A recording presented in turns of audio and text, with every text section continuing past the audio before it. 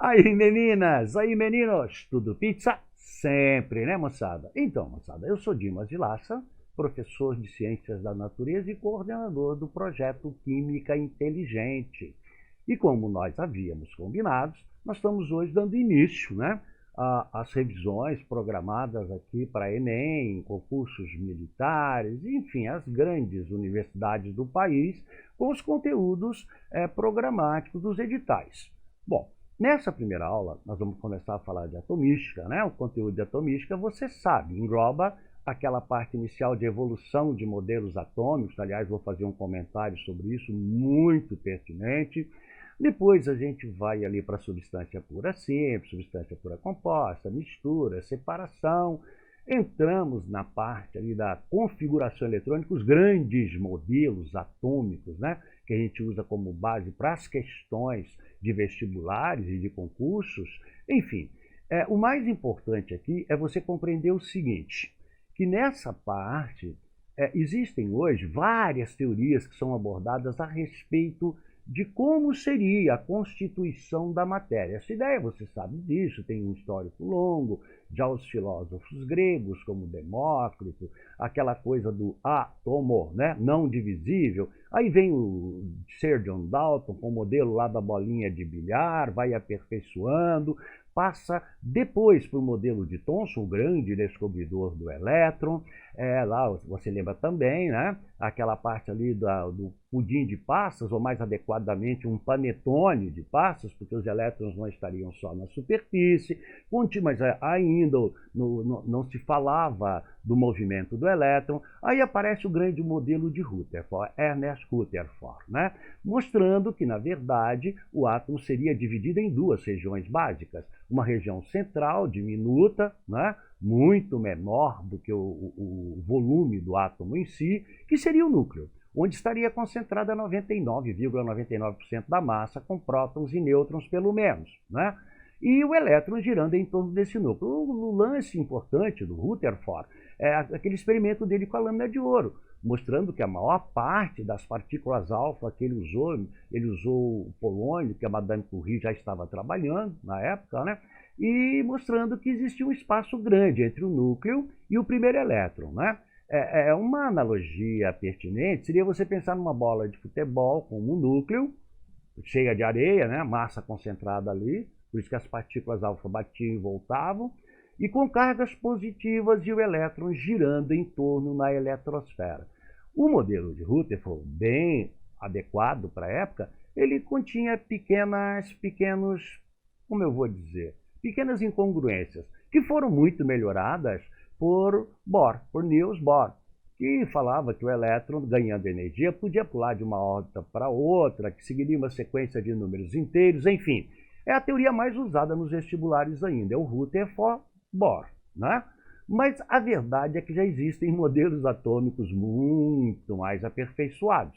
Por exemplo, o modelo proposto por Louis de Broglie, né, é um modelo, presta atenção nisso, em que o elétron, pela primeira vez, pode ser tratado com um comportamento dual, a dualidade, que às vezes ele se comporta como matéria e às vezes como energia. Observe que nos modelos anteriores todos, o elétron é tratado como massa, embora uma massa diminuta, ou seja, a massa de um próton equivaleria à massa de 1836, a gente fala 1840, aproxima, elétrons. A massa do próton muito semelhante à do nêutron, os dois no núcleo, modernamente são chamados de nucleons, né? E a massa do elétron diminui, mas tem massa. Ah, mas por que eu boto o zerinho do lado? Porque nos cálculos, na química, sendo a massa do elétron tão pequena, quer dizer, a massa do próton já é pequena, a do nêutron também. A do elétron é 1840 vezes menor.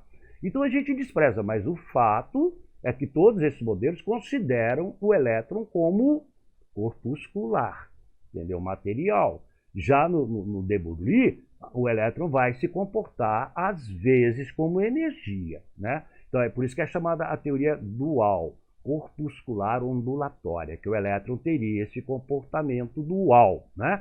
Nós utilizaremos, nessa parte da atomística, baseado nos editais, nós vamos usar os modelos anteriores. Claro que a gente vai falar sobre o modelo de Louis de Broglie, né? Mas os modelos utilizados aí, todos anteriores, consideram o elétron como partícula, na verdade. Então, é o que nós vamos fazer. Um outro detalhe. Nesses modelos que nós vamos trabalhar com vocês aqui, a gente considera que o núcleo teria duas partículas, o próton e o nêutron. Nós sabemos hoje da existência de muitas mais partículas no núcleo. Mas, para nós, o núcleo central, muito pequeno em relação ao tamanho do átomo, e concentra a massa, praticamente toda a massa do átomo, né? Então, nós basearemos nisso. É claro que mais tarde, como eu te disse, em uma aula mais atualizada de química moderna, a gente vai considerar a teoria de Louis de Broglie, porque ela pode aparecer não só na química como na física. Tranquilo? Então, vamos para cima dos temas mais recorrentes nos últimos Enem, nos últimos vestibulares e concursos militares. Bom, a primeira coisa, obviamente, nós vamos fazer um histórico, né? Eu vou ser bem breve aqui, porque nós temos muita coisa para discutir. E aí um detalhe, só para concluir o raciocínio inicial aqui. Se você pensar bem, Dimas, mas não aparecem tantas questões assim de atomística, não. Aparecem duas, normalmente, duas, né? Porque pode cair evolução de modelo, separação de misturas, o diagrama, né, que não é de Pauling, né? Você já deve ter ouvido falar isso. Eu tive um grande privilégio, por alguns anos, assistir conferências do Linus Pauling na Universidade de São Paulo. Era chamado Ciência ao Meio-Dia. A gente deixava de almoçar para assistir o Pauling, né? E ele mesmo falava, né? Por sinal, eu tive um livro, não sei onde anda, de Química Geral do Pauling, autografado por ele, com direito à dedicatória. Ele era muito amigo de um ex-professor meu, Renato Cecchini.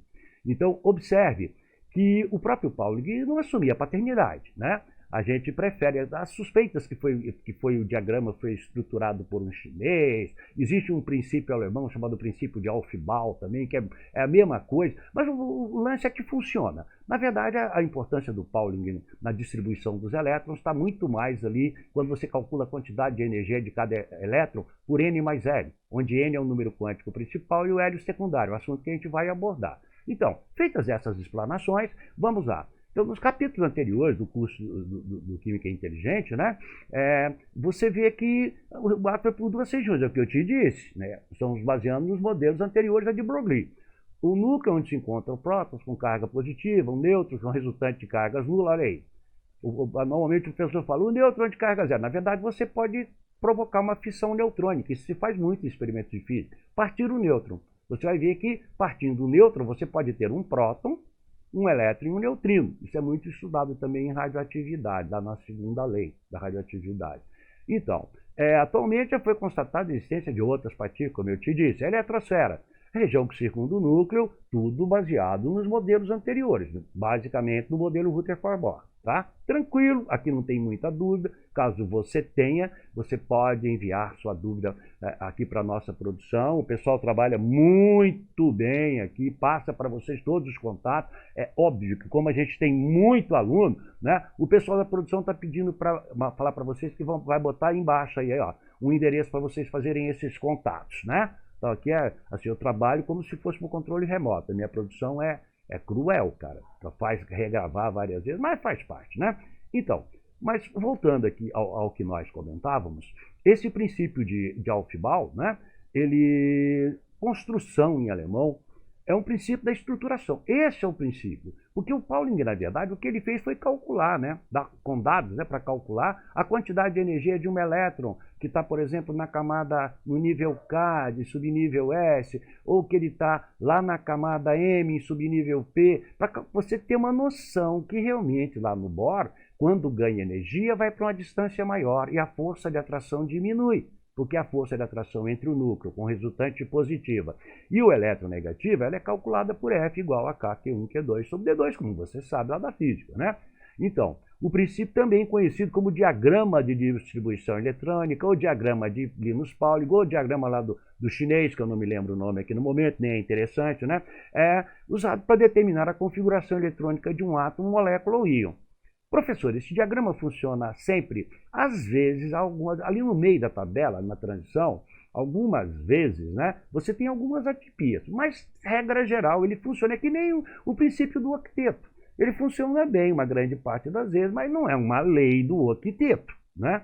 O princípio postula que um processo hipotético em que um átomo é construído pela adição progressiva de elétrons. Olha aí, né?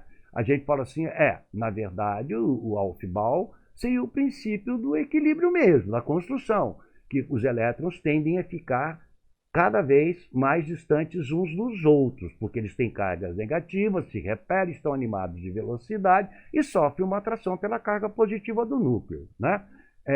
Os elétrons preenchem os orbitais atômicos, aqui que é importante, ó, dos níveis de energia mais baixos para os mais altos. É daí que sai o diagrama, né? Você vai ver que é fácil calcular com a equação do Pauling, N mais L.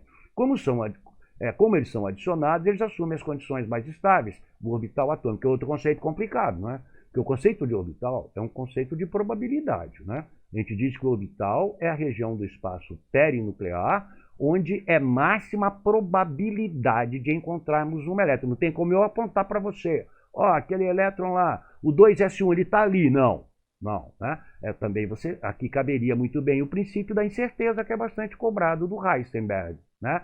Que é impossível determinar simultaneamente a velocidade e a posição do elétron. Com relação ao núcleo, os elétrons já estão lá, ou seja, a construção é para dar um equilíbrio. Perfeito? Tranquilo? Então, isso aparece bastante, tá? Bom, aqui o famoso diagrama, né, que você tem aí, mostrando os níveis KLMNOPQ. Você já sabe que a tabela periódica já completou o 7º período, com a síntese de um elemento novo já no 8º período. Nós teríamos que aumentar a nossa tabela, teríamos que aumentar aqui as camadas ou níveis. Na verdade, a camada ou nível, ele te dá uma ideia da distância média do elétron núcleo, mas como eu te disse, eu não tenho como precisar essa posição e a velocidade simultaneamente. Aqui os subníveis, o sharp, que é o S, o principal, o P, o diffuse, o D, e o fundamental. A minha tabela, por exemplo, eu recebo sempre atualizações, assim, né? Da própria UPAC, sempre a gente está tentando obter informações mais recentes, né? Na minha, eu tenho uma tabela enviada que já tem o subnível G e o H, para você ter uma ideia. Para compreendermos melhor como os elétrons ocupam níveis e subníveis, vamos aplicar o posicionamento ou endereçamento do elétron. Aqui começa a ficar interessante, ó. Eu preciso posicionar esses elétrons, eu preciso saber a distância média, porque isso me dá uma noção da quantidade de energia, né? Eu preciso saber o tipo de caminho que ele está fazendo, porque existem várias possibilidades. Ele pode estar fazendo uma trajetória esférica em torno do núcleo, o S, por exemplo, a trajetória é esférica. Ela não é plana, ela não é uma circunferência, ela é uma esfera. É preciso que você consiga ter essa visão espacial, mantendo um raio, claro. Já o subnível P, ele vai ser formado por 3 orbitais, o S só tem um. Nós vamos ver que em cada orbital eu tenho no máximo 2 elétrons e com os spins opostos. Eu vou te justificar daqui a pouco o porquê. Então, é mais ou menos como se você quisesse mandar uma carta para sua amiga, para o seu amigo, né? Você primeiro precisa saber a distância que ele está de você, pô, a cidade, o local que ele se encontra. Mas isso não é suficiente para o carteiro chegar lá. Além da distância, você tem que dar o nome da rua, né? Você tem que dar o número da casa e botar o nome da pessoa. A mesma coisa aqui no posicionamento. Nós vamos ter que analisar a distância média desse elétron que nós queremos posicionar para entender melhor o comportamento. Nós vamos ter que analisar o tipo da trajetória. A nível de ensino médio, só se cobra 2 tipos de trajetória, a S e a P, tá? O subnível do tipo D já tem 5 orbitais, o F7, é muito complexo para a gente trabalhar. Imagine que no subnível P eu já tenho 3 orbitais fazendo ângulos de 90 graus entre si, né? 3 eixos ortogonais ou eixos tri-ortogonais, né? No posicionamento espacial. No D já está fora da competência de ensino médio, né? Forma de trajetória em D e em F. Então, para nós é o S e o P. O S é uma esfera e o P, que nós vamos ter uma trajetória orientada em 3 eixos, fazendo aquele famoso 8 lá, né? As bananinhas espetadas na ponta do lápis, como o professor tenta te mostrar. Então nós vamos ver o número quântico principal, o secundário, o magnético e o número quântico de spin. Tá, presta atenção nisso. Com esses 4 números a gente consegue posicionar. Tem um princípio aqui que é muito interessante, é o famoso princípio da exclusão. Esse princípio da exclusão, Wolfgang Pauli, né, ele diz o seguinte, que é fundamental entender, isso cobra-se bastante, que 2 elétrons de um mesmo átomo, se estiverem na mesma camada, se estiverem no mesmo subnível, se estiverem no mesmo orbital, obrigatoriamente o spin deles será o inverso um do outro. A gente fala menos 1 mais 1, podia falar menos 10 mais 10, menos x mais x, só para indicar que o elétron, ao girar em torno do seu eixo, ele cria um campo eletromagnético. E que esses dois campos não podem ter o mesmo sinal, senão eles não estariam no mesmo orbital.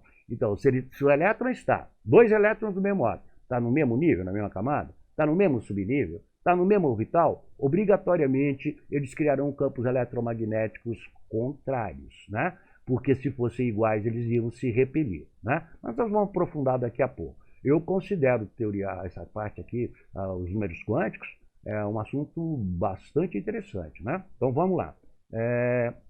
Mas sempre fazendo a ressalva, nós estamos trabalhando com as teorias anteriores à teoria do Louis de Broglie. Tá. O número quântico principal, a gente representa por N. Tu vai ver que o diagrama praticamente sai daqui, ó. Está ligado à noção de distância média do elétron núcleo. Atualmente trabalhamos com 7. Porque você sabe que hoje a gente já está com mais de 120 elementos. A partir do 92, que é o urânio, lá embaixo, nos lantanídeos e actinídeos, o urânio é número atômico 92. Depois dele, todos os outros elementos são produzidos em laboratório. Foram sintetizados. Você funde dois átomos menores e faz um maior. Normalmente, o tempo de vida desses isótopos é muito rápido, muito curto. São experimentos laboratoriais. Esses elementos já podem até ter existido na Terra, mas decaíram, né? Que teriam sido elementos radioativos, que vão sofrendo transmutações, dando origem a outros, mas acima do 92 todos são sintetizados em laboratórios, são artificiais. As tabelas periódicas mais detalhadas mostram esses elementos em outras cores, para mostrar que eles não são elementos naturais da Terra. Podem ter sido, mas não são mais. Quanto maior a distância do elétron núcleo, maior a quantidade de energia, tá? Que tipo de energia é essa? Você está falando de um tipo de energia, entre aspas, potencial, de distância, né? MGH, onde o H seria a distância do elétron núcleo, só para fazer uma analogia. Assim, a cada nível corresponde um número quântico. Tu percebeu? Os números quânticos são para substituir, eu não preciso mais falar. O elétron está no nível K, o elétron está no nível N. Não preciso. Eu falo para você, ó, o N desse elétron é 1. Você já sabe que ele está no nível K. Já tem a ideia que ele está próximo do núcleo. Tem a ideia que a quantidade de energia dele não é grande, que a velocidade é alta e que a força de atração é muito grande. Se ele está lá no nível P, eu falo, ó, ele está em N6. Já sabe que ele está mais distante do núcleo, a força de atração entre a carga resultante do núcleo e o elétron diminuiu. Ele tem uma quantidade de energia maior, enfim, né? Então, o quântico principal te dá a distância, a ideia da distância média. Sempre reforçando. Estamos falando nas teorias anteriores a Louis de Broglie. Tá. Cada nível é constituído por um conjunto de subníveis. Por exemplo, o nível K só tem o subnível S. Está muito perto do núcleo, o elétron só pode descrever uma trajetória esférica. O nível L, um pouco mais afastado, tem um pouco mais de energia, mas já se admitem dois subníveis, o S e o P. E assim sucessivamente. Ó. No M, 3 e 3, no 4, 4, 4, 4 e 4, chegamos no subnível F, repetimos no 5, no P, o S, o P e o D, e no 7, o S e o P. Óbvio que isso para considerar uma tabela periódica até 118 elementos. Se você somar o número de elétrons, se o elemento tiver um Z acima de 120, já vai precisar de acrescentar um novo subnível aí. Tá? Então, nós estamos fazendo isso para os elementos trabalhados hoje a nível de vestibulares. Tranquilo? Entendeu bem? Então, o nível da distância. Subnível, trajetória. Quer dizer que no mesmo nível posso ter elétrons com... Isso é que é importante de guardar. No mesmo nível posso ter elétrons fazendo trajetórias diferentes. No nível 1, camada K, não, né? Mas no nível L eu já tenho elétrons com duas trajetórias diferentes. Daí que vai ser importante a gente aprender a trabalhar com a equação do Pauling em N mais L. Tá? O número quântico secundário. Em alguns livros que eu tenho, costumam chamar de número quântico azimutal. Azimute. Da mesma forma que o nível corresponde à distância média, uma ideia, como eu te disse, indicam a distância média de um núcleo, os subníveis vão indicar o tipo da trajetória, a forma da trajetória, descrita pelo elétron em torno desse núcleo. Atualmente, trabalhamos com 4 subníveis. Então, subnível do elétron, ó, S, o número quântico é 0. Esse secundário, a ideia é que ele fala do número de planos nodais do elétron, né, dos eixos, né? Muito bem, tranquilo? Ok. Produção me dando sinal aqui. Eles sempre me ajudam muito, tá? De tempo, né? A gente tem que temporizar também para não alongar muito. Então, o P já tem o número quântico secundário 1, é o encontro ali dos 3 eixos. No D, você já tem 5 eixos. O número quântico secundário é 2 e no F é 3. O subnível S, número quântico secundário e o número máximo de elétrons. Você vai ver que cada orbital pode ter no máximo 2 elétrons. Como o subnível S só tem um orbital, é 2. O P tem 3 orbitais, é 6. No D é 5, o número máximo será 10. No F, nós vamos ter 7 orbitais e o número máximo é 14. Da mesma forma, cada um desses subníveis é formado por um conjunto de orbitais. É como eu te disse.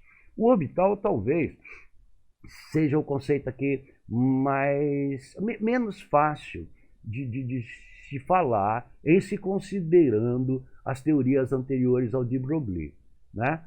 Claro, o orbital não é quadradinho, como você vê. A minha produção capricha aí para vocês, mas o orbital não é quadradinho. Alguns livros, como o próprio Pauling, ele traz o orbital como um círculo. É só uma representação geométrica, né? Então, o que é mesmo o orbital? Como eu te disse, é a região do espaço perinuclear onde é máxima a probabilidade de encontrarmos um elétron. Mas não é certeza que eu vou encontrá-lo ali, como eu te disse, né? Então, você observa que o subnível S, olha lá, só tem um orbital, que é o orbital S. Ó. Observe, o subnível P já tem 3 orbitais. Ó, o menos 1, 0, mais 1. O professor costuma botar PX, PY, PZ para te dar uma visão espacial melhor, né? O D já tem 5 e o F 7. Como é que eu calculo os números quânticos de orbitais? Eles são dados em função do subnível. Observe que o número quântico secundário do S é 0. O magnético ele vai de menos L a mais L. Vai entender melhor no P. Ó. O número quântico secundário do P é 1. De menos 1 a mais 1 aos 3 orbitais. O do D é 2. Então vai de menos L a mais L. De menos 2 a mais 2. E o mesmo para o F, né? Que é 3, portanto vai de menos 3 a mais 3. É muito pedido isso dos exercícios, como você vai ver, tá? Ele pede, por exemplo, posicione adequadamente, aí, usando números quânticos, os 4 números quânticos do elétron mais energético do átomo de sódio. Tu faz a configuração, pega o mais energético é o que está mais distante, o último que entrou, né? Pega e posiciona. Nós vamos ver nos exercícios, tá? Tranquilo. Agora, o número quântico magnético de spin. É como eu disse para você, spin é rotação, né? Em inglês, né? E você, como eu disse para você, para fazer uma analogia simples, o elétron, além de fazer uma trajetória em torno do núcleo, ele também faria um movimento em torno do seu próprio eixo. Aqui uma explicação bem plausível é que você poderia ter o sentido da trajetória de translação em torno do núcleo coincidindo ou não com o sentido da rotação em torno do próprio eixo. Né? Mas eu tenho livros aí que aprofundam muito no spin. Mas eu não vou entrar em detalhes, até porque não faz parte do conteúdo do médio. Tem um livro bem legal que fala sobre isso daí. O Projeto Cavalo de Troia, o volume 1, ele fala muito. Que lá o pesquisador, lá um dos pesquisadores, ele consegue uma forma de alterar o eixo de rotação do elétron e com isso ele consegue viajar no tempo.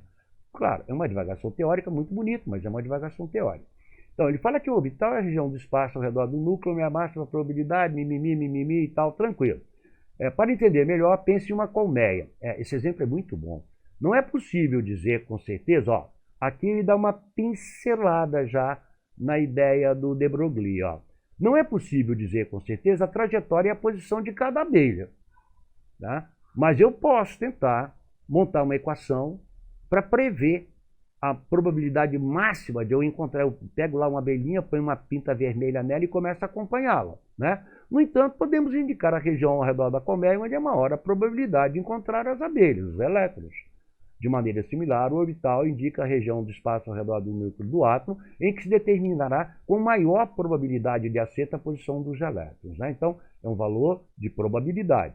Visto que o elétron tem característica dual, agora abordou definitivamente o de Broglie. Ó.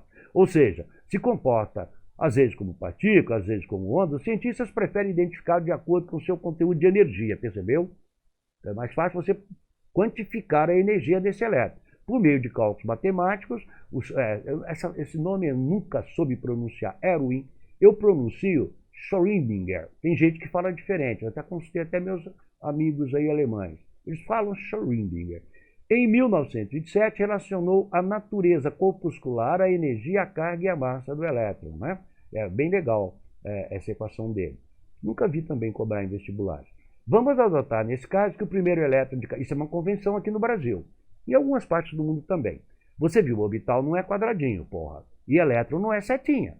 Mas eu preciso ter uma convenção. Então adota-se como convenção que o primeiro elétron, preste atenção nisso, isso é cobrado em todos os vestibulares no Brasil. O primeiro que entra, você indica com uma seta para cima.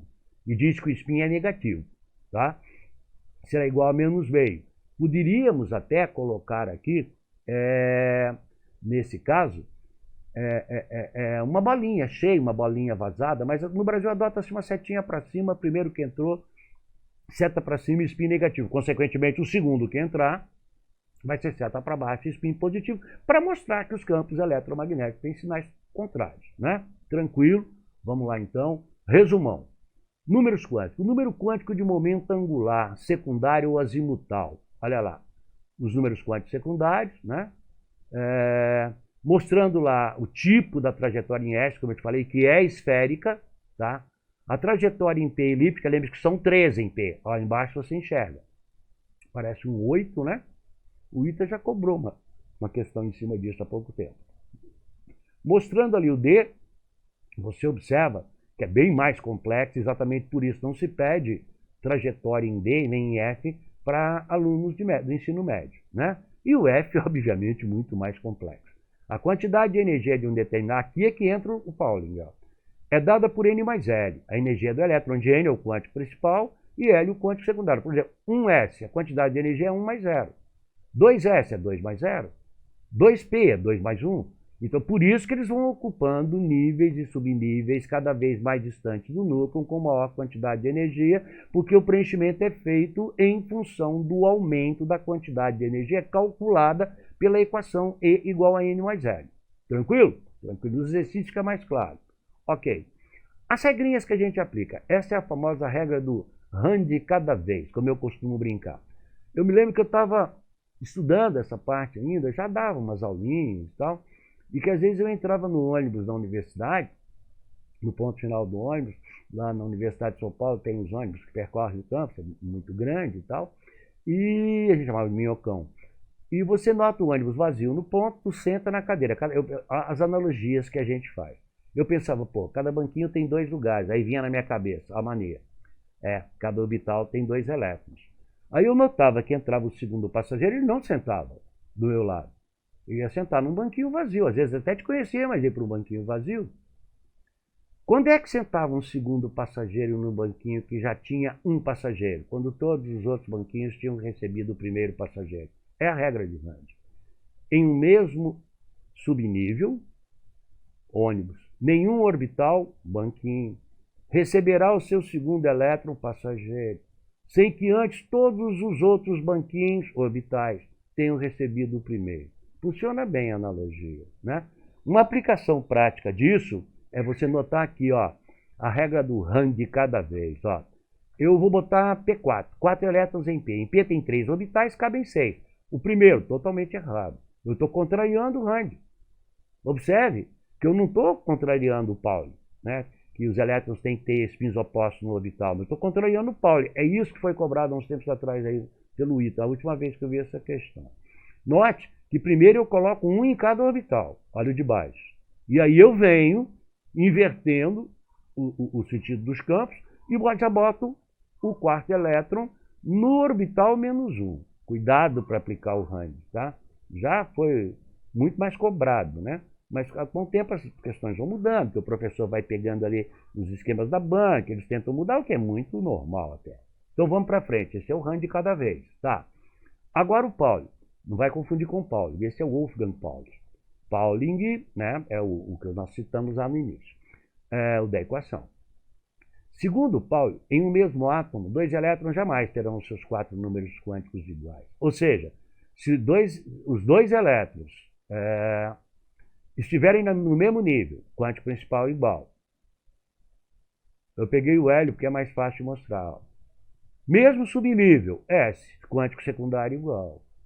Mesmo orbital, 0, quântico magnético igual. Pode ter certeza que os dois terão espinhos opostos. Um vai ser mais meio, o outro vai ser menos meio. Primeiro é que entra, seta para cima e negativo. É o caso, por exemplo, do átomo de hélio, que tem número atômico igual a 2 e a configuração é 1s2. Esse exemplo eu acho que calhou bem. Poderíamos ter pegado um exemplo mais complexo, mas eu acho que não tem necessidade. E se você tiver dúvida aqui, ó, vai aí embaixo. O pessoal sempre passa os nossos endereços para vocês.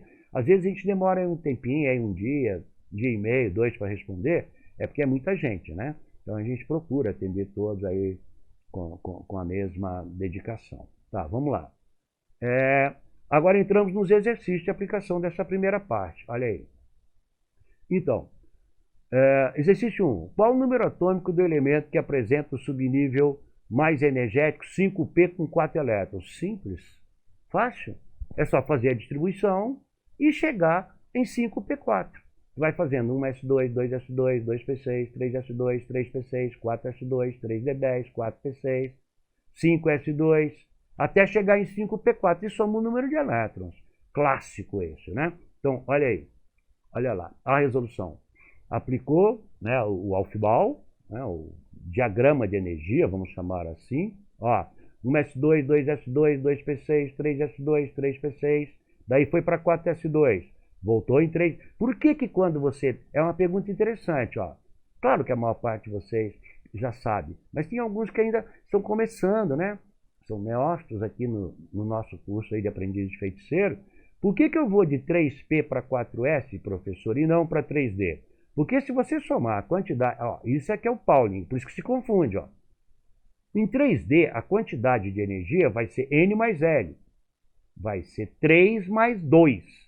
3, que é o quântico principal, indicando que está na camada M, e o D, que tem número quântico secundário 2. Então, a soma de energia para um elétron em 3D seria 3 mais 2. Aprenda a fazer assim, que é muito mais fácil. E em 4S é 4 mais 0, porque o quântico principal é 4 e o número quântico secundário do subnível S é 0. Então, a energia, entre aspas, é óbvio que isso é uma forma de calcular a energia de forma relativa, comparativa. Não é energia absoluta, tanto é que não tem unidade. Então, se eu estou em 3P, 3P é 3 mais 1, 4. Eu vou para 4S, que também é 4. Duas perguntas. Por que eu preenchi primeiro o 3P e não o 4S? Porque quando empata 3 mais 1, 4 mais 0, entra primeiro, óbvio. Aqui ele está aplicando também lá o Bohr. Entra o de número quântico principal menor, porque está mais próximo do núcleo. E aí eu vou de 3P para 4S, depois para 3D. Observe que em 3D é 5, em 4P é 5 e em 5S é 5. Ó, aqui é muito interessante. 3 mais 2, 4 mais 1, 5 mais 0. Eu preencho primeiro o 3P, porque o quântico principal é menor, vou para o 4P e somente depois eu vou para o 5S. Percebeu? É assim que se aplica o diagrama de energia. Então o Pauling é muito importante, é aqui. Vou para 4D, estou contando os elétrons, chego em 5P4. Ele falou que, olha o texto, olha o texto, que apresenta subnível mais energético, quer dizer, o último que eu preenchi, o mais energético. Né? Observe que, então, eu somando tudo deu 52. Então, nós cravamos na alternativa letra A. Tranquilo, né, meninos? Muito bem. Vamos para o exercício 2, né? Exercício 2. Ita, olha aí. Esse exercício é bem interessante também, porque ele fala de uma outra parte, que é a utilização de sais, né? Você sabe que o sal tem sempre um metal à esquerda, né? Excepcionalmente, os sais inorgânicos, o NH4, por exemplo, o NH4 e o NO3, tão falado aí hoje em dia, lá Beirute, airbags explodindo aí em carros, estamos fazendo uma aula de atualização sobre isso. Vocês serão comunicados. Então, normalmente você pega um sal, ele é metal, mas o ânion de um ácido, como os três aí. Ó, o sulfato de cobre 2, ou sulfato cúprico, né? O sulfato de níquel e o permanganato de potássio. O único sal que pode aparecer para você que não é metálico é o NH4NO3, por exemplo, ou NH42SO4, sulfato de amônio. Aliás, o NH4OH é a única base não metálica, e é de todas a base mais fraca do seu vestibular, né? Mas, normalmente, os sais são metal, mas o ânion de um ácido. E são muito usados como pigmentos, como corantes, né? Então, você vê, por exemplo, normalmente se usa cobalto, um sal de cobalto, quanto que é uma tonalidade azul, verde, quanto que é uma tonalidade de cobre, entre verde e azul. Ali depende se é o Cu mais 2 ou o Cu mais 1. Ali foi azul, né? O verde ali com o níquel, já foi em vários tons, né? Violeta com permanganato, esse todo mundo conhece, permanganato de potássio, aquela cor roxa lá. E ferro, normalmente é avermelhado. Quando você usa, por exemplo, no caso de giz amarelo, giz laranja, você usa sais de chumbo, que são altamente tóxicos. Eu sempre fui contra usar giz, né? Eu faz anos que eu não uso mais. Eu prefiro usar o canetão, até para preservar os alunos ali daquele pó de giz, e também a gente.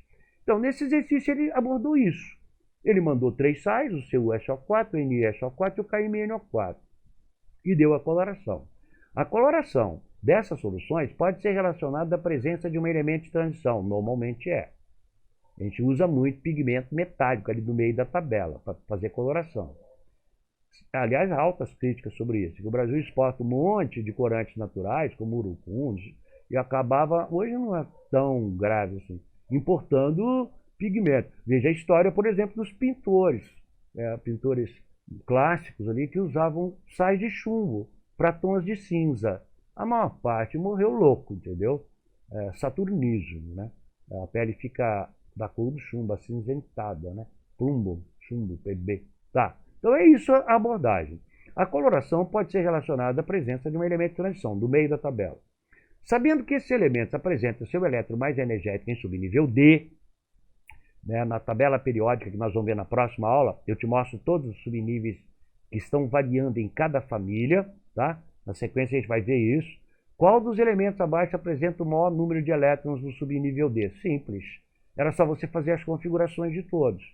Observe que se nós tivéssemos consultado já a tabela, você não precisaria fazer isso.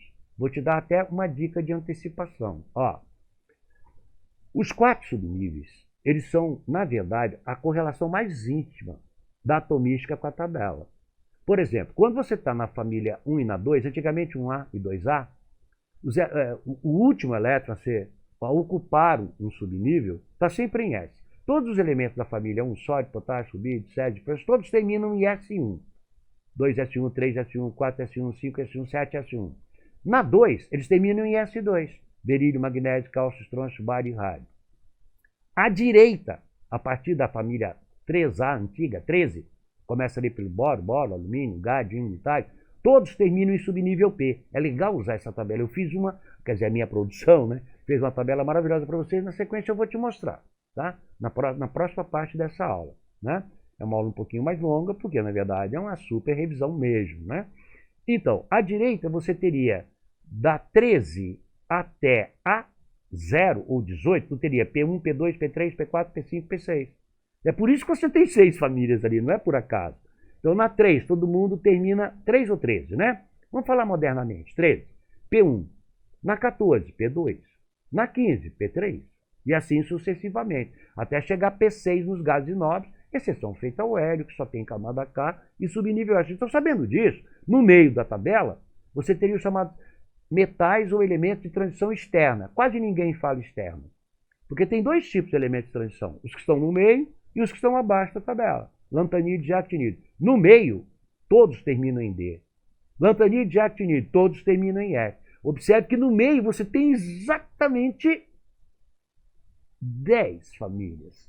Por quê? Porque o subnível D comporta no máximo 10 elétrons. Então, na 3, D1. Na 4, D2, D3, D4, D5, D6, D7,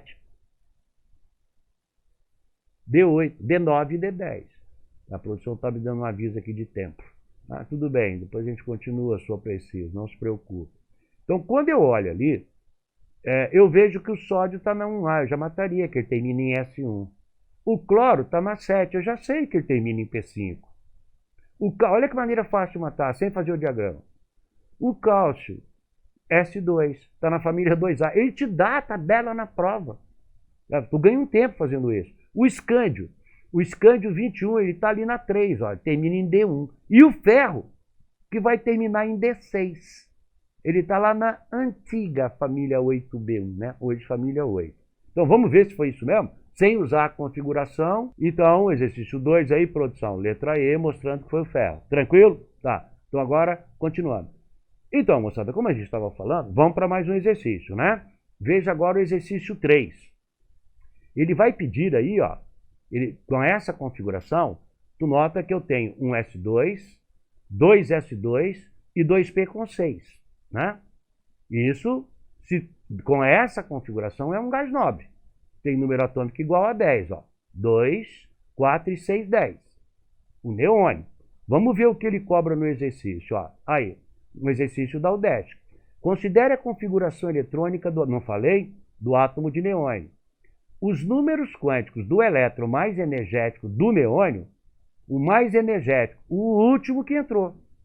Tu nota que você botou um S1, um S2. Inverteu os spins. 2S1, 2S2.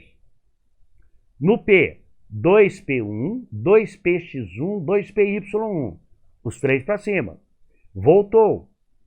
Seguindo o Rand Pauli agora ao mesmo tempo. Ó. Botou o 2S2, o 2P2 e o vermelhinho, que foi o último que entrou. O 2PX2. Então ele quer o do último que entrou. O do mais energético, que é o vermelhinho. Bom, tu já sabe que o quântico principal dele é 2, né? Que na camada que ele está? Na camada L, 1SK, 2S, 2P, ele está na camada L. Então, o quântico principal 2. Não precisava disso, era só olhar embaixo lá 2P. Tu já sabe o secundário, está em subnível P. Tá? Então, é 1. Subnível P, o secundário é 1. Tá? Agora, o orbital. No subnível P tem 3 orbitais, menos 1, 0, mais 1. É mais 1. Tranquilo? Tá.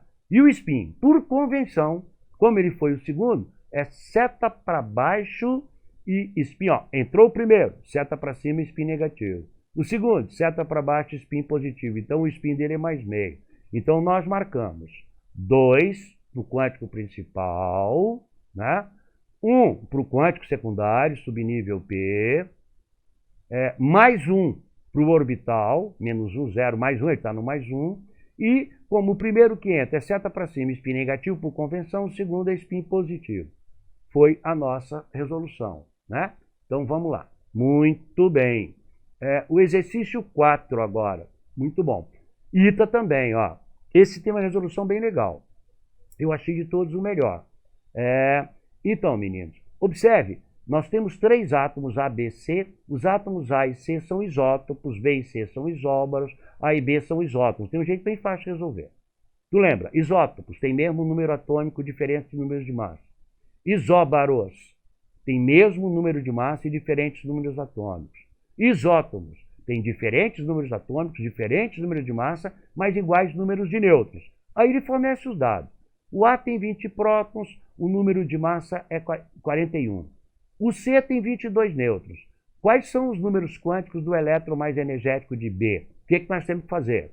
Primeiro, resolver a questão de isotopia, isobaria e isotonia. Depois de identificar o elétron mais energético na configuração do B. Olha a proposta que eu fiz de resolução. Minha equipe produziu para vocês. Ó, não precisava nem do texto. A e C são isótopos, vão ter o mesmo número atômico. A e B são isótomos, vão ter o mesmo número de nêutrons. B e C são isóbaros, vão ter os mesmos números de massa. Substituindo, ó, na sequência, tirando os dados do problema, olha, o número de massa de A é 41 e o número atômico é 20. Como os dois são isótopos, aí você já vai, faz passo a passo como eu, pelo menos o primeiro. Você já vai no C e mete 20, ó, porque são isótopos. Ó, vamos preenchendo aos poucos. Observe que agora o número de nêutrons de C é 22. Tá. Eu tenho o número atômico de C. Como o número de massa de qualquer elemento é o número atômico mais o número de nêutrons, o número de massa de C vai ser o número atômico dele, que é 20, porque ele é isótopo do A, mais 22, que é o número de nêutrons fornecido, 42. Tu já vai lá em cima e coloca, ó, 42. Eu achei muito interessante, porque ele cobrou dois conteúdos bem diferentes no mesmo tipo de problema. Olha lá. B e C são isóbaros, o número de massa de B é também 42. Ó. Por quê? Porque eu calculei para C, 20 mais 22, deu 42. Se o B é isóbaro de C, então o número de massa dele também é 42. Tranquilo? Tranquilo. Próximo ponto. A e B são isótonos. Aqui é que vai começar a resolver o problema. Logo, o número de nêutrons de A é igual ao nêutrons de B. Eu equaciono. Número de massa é Z mais N. Obviamente, o número de nêutrons é A menos Z. Nêutrons de A, eu tenho lá, ó, igual a 21. Como, professor? Ué, nêutrons de A é 41 menos 20, que é 21. Como o A e o B são isótonos, então também nêutrons de B é igual a 21. Porque para ser isótono tem que ter mesmo número de nêutrons. Aqui que eu achei que ficou legal. Coloquei Z igual a menos N, Z 42 menos 21, número atômico de Z é 21. Chegamos onde precisávamos. Percebeu? Eu tive que usar as três correspondências. Achei muito bom. Os exercícios do Twitter nesse ponto são excelentes. Tá. São pedidos 4 números quânticos do elétron mais energético de B. Como o B, por acaso o B é o escândio, tá? O primeiro ali da 3B, primeiro ali dos metais de transição externa. Fizemos a configuração, 1 S2, 2 S2, 2P6, 3 S2, 4 S2, 3D1. Observe que a produção abriu o subnível 3D, ó, com 5 orbitais. Já meteu os quânticos de orbital. Ó. Você lembra, de menos L a mais L. Como L de D é 2, mas se não quiser fazer isso, não precisa. Bota 5, mete 0 na casinha do meio, negativo decrescente à esquerda, positivo crescente à direita. Ganha tempo, porra. Então, subnível D, que é onde está variando o elétron que ele pediu, com 5 orbitais. Como ele é o primeiro elétron, ele entra, seta para cima, spin negativo. Então, os 4 números quânticos desse elétron que ele pede do elemento B é N3. Está na camada M. L2, porque está em subnível D. S0, P1, D2, F3. M, número quântico magnético de orbital menos 2, é a primeira casinha. E o spin, por convenção, seta para cima, spin negativo. Ok? Então, meninas, então, meninos, vamos dar continuidade a esse primeiro módulo da nossa super revisão, né? Primeira parte, a gente viu ali a parte, um enfoque mais importante, que era números quânticos, né? Consideramos as hipóteses, né, ou teorias a respeito de estrutura atômica e conseguimos fazer uns exercícios muito interessantes. Nessa segunda parte, nós vamos fazer um link, vamos fazer uma conexão, né, entre aquilo que a gente viu, níveis, subníveis, principalmente, e a tabela periódica, porque, na verdade, o jeito mais fácil de interpretar a tabela exatamente em cima dos números quânticos, né? Eu comentei com vocês na primeira parte dessa sequência que a gente ia adaptar a tabela para isso. A finalidade dessa parte é você entender as propriedades químicas e físicas dos elementos e como que a tabela foi montada. Então vamos fazer um breve histórico para a gente ver, né? Na medida que a humanidade ia conhecendo novos elementos químicos, então se fazia necessário agrupá-los em um local que ficasse mais fácil consultar dados sobre esse elemento. Essa é a finalidade da TPE. Eu costumo dizer que é uma analogia muito interessante, é como, por exemplo, quando a gente aprende português. Você não aprende a interpretar textos complexos e densos de início lá no fundamental. Como é que é a sequência? Você primeiro aprende o alfabeto, A, B, C, D, né? E aí, o que é o alfabeto da química? É a tabela, é o alfabeto da química, só que tem um número de letras muito maior, né? Então, e depois disso, quando você aprende a letras, o que a professora ensinava pra gente lá? Botar uma letra junto com a outra e fazer as sílabas. Os símbolos dos elementos, quando agrupados, fazem as fórmulas. Aí, ba, be, bi, babu. Depois, você aprendia a fazer palavras e frases. As frases são as equações das reações. É a mesma analogia. Não precisa decorar a tabela, tá? Todos os vestibulares do Brasil fornecem uma tabela periódica na prova de química. O único que não fazia isso, né, no ano passado, ele começou também a fazer, era a prova de seleção para a escola preparatória de cadetes do Exército, uma bela de uma prova, né? Eu trabalho com esse pessoal, um tipo de aluno muito bom, muito aplicado, uma prova muito bem feita, e no ano retrasado nós fizemos uma sugestão, não foi uma crítica, eles não forneciam a tabela, apareceu um problema em cálculo estequiométrico, provavelmente uma falha na digitação, acontece, né? Não deram o PA do enxofre, a questão foi anulada. Alunos com maior conhecimento guardam alguns pesos atômicos de enxofre, é 1, né? Ele guarda a faixa, 32, mas mesmo assim houve prejuízo, então eles passaram a fornecer a tabela, né? Existem dezenas de tabelas, eu mesmo sou um fã de tabelas periódicas exóticas, eu tenho no mínimo aí umas 50 tabelas diferentes. Tem as tabelas oficiais da IUPAC, tabelas circulares, são muito bonitas, tem uma que é um modelo lindo, que chama Tabela Galáctica. Depois dá uma olhada para você ver, é um assunto legal. Mas como é que essa história começa? Pela necessidade de se ter uma fonte referencial para tirar dados dos elementos. A tabela não se decora, a tabela foi feita com 2 leis, pouca gente sabe disso. O ator principal aqui desse filme é o Dmitry Mendeleev, que aliás, por sinal, era um cara que era bem chegado no czar da França na época. E o Mendeleev é um cara que as pessoas acham que ele é o pai da tabela, e é mesmo. Tem até um elemento lá, Mendeleev, né, dado em homenagem a ele, mas o Mendeleev tinha outras atividades. Ele trabalhou muito com petróleo e tal, por isso que o czar da Rússia gostava muito dele. Ele era um dos protegidos do czar. Mereceu, né? Nós costumamos chamá-lo de Mendy, né? Nós, os químicos, o Mendy e tal. Bom, então vamos lá. Como é que começa a história? Tá. Com a descoberta de muitos elementos, né, como eu te disse na introdução, precisava se agrupá-lo em um local para ficar mais fácil manusear os dados.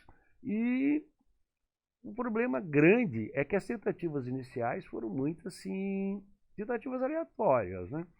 E algumas muito curiosas, como você vai ver.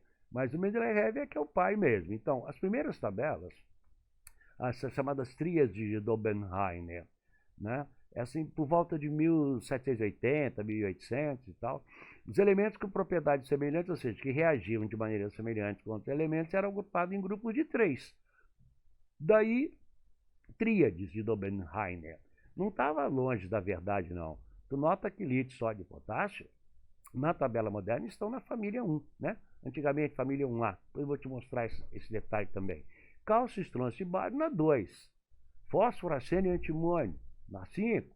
Enxofre, selênio e telúrio na 6 ou 16 atualmente. Cloro, bromo e iodo, 7A ou 17. Ferro, cobalto e níquel estão lá no meio. Eles pertencem a uma família antiga chamada de 8B. Era uma família tripla. 8B1, 8B2 e 8B3. Ferro, cobalto e níquel. Mas conheciam-se poucos elementos, aí funcionava até um certo ponto. Observe que esses grupos, como eu te falei, ainda hoje estão muito próximos, né? Tá. Muito bem. Uma outra tentativa foi o parafuso telúrico, né? Então, o Alexandre Champcourt, isso também por volta de final de 1800, os elementos eram agrupados em ordem, olha que criatividade, de massa atômica. O Mendy fez isso também. A segunda lei do Mendy, que inclusive não funcionou muito bem, era isso. Colocar em ordem de massa atômica crescente, em formato de um parafuso, ou seja, com a espiral de 45, tinha 16 elementos em cada volta. Não funcionou muito bem, mas uma ideia interessante, né? Ficava um embaixo do outro. Essa é a primeira lei do Mendeleev, tu acredita? Que elementos com propriedades semelhantes devem estar colocados na mesma vertical, que a gente chama de grupo, coluna ou família.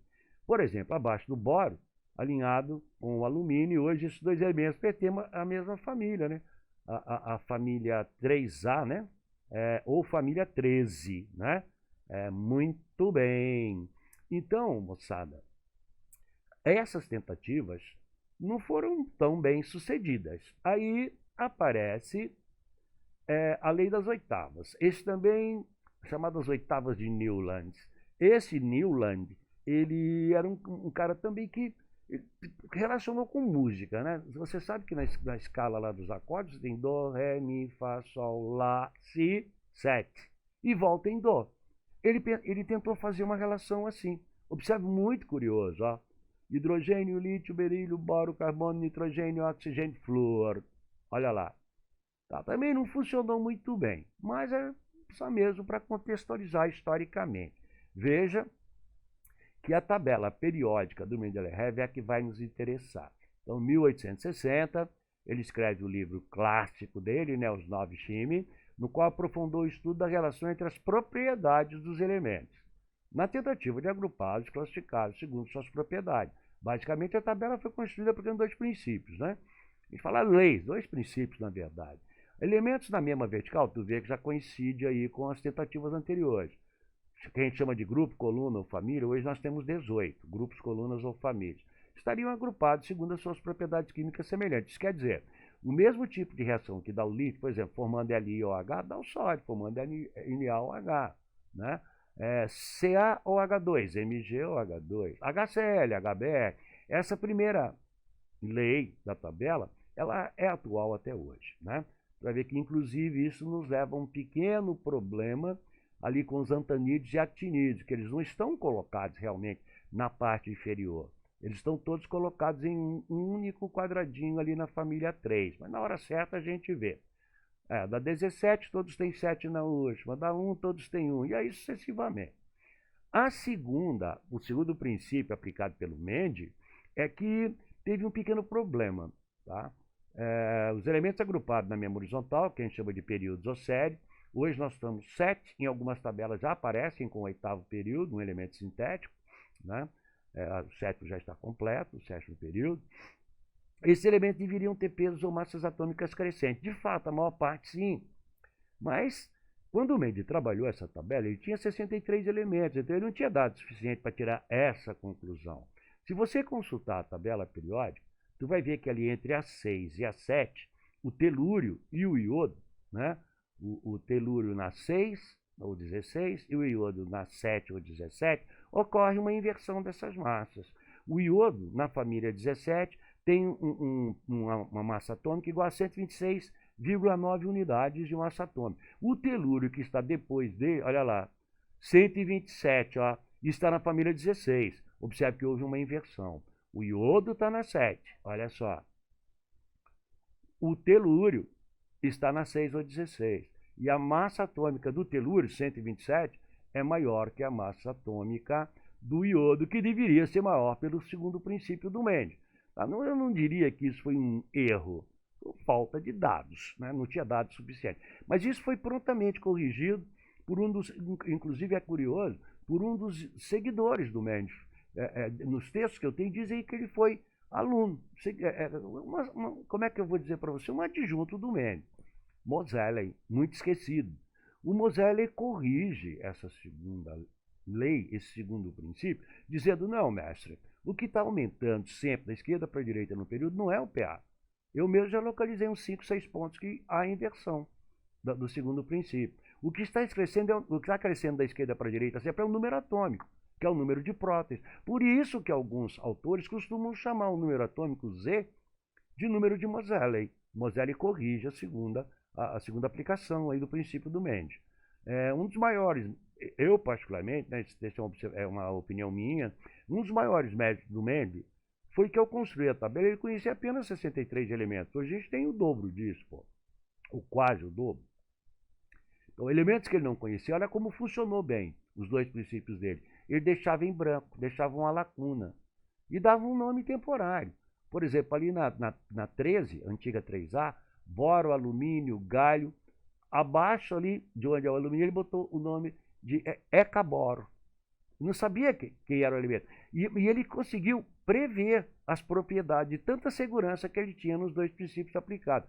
Vai ser um metal, bom condutor de eletricidade, vai ter 3 elétrons na última. Quando foi descoberto mais tarde o elemento e foi colocado, confirmaram-se os dois princípios do Mende. Então, o primeiro é atual até hoje. Na mesma vertical, os elementos apresentam propriedades químicas muito semelhantes. Na horizontal, há um crescimento do Z, né? Muito bom. Aqui, nós adaptamos uma tabela para você, eu vou repeti-la algumas vezes, mas assim, mostrando a correlação da tabela periódica com os subníveis. Por exemplo, você vai dividi-la em 4 regiões, assim, são 4 subníveis que nós trabalhamos com vocês, S, P, D e F. Os que estão ali à esquerda, na família 1 e na 2, todos, a gente fala, variam, quer dizer, terminam a configuração em S. Todos da 1A são S1.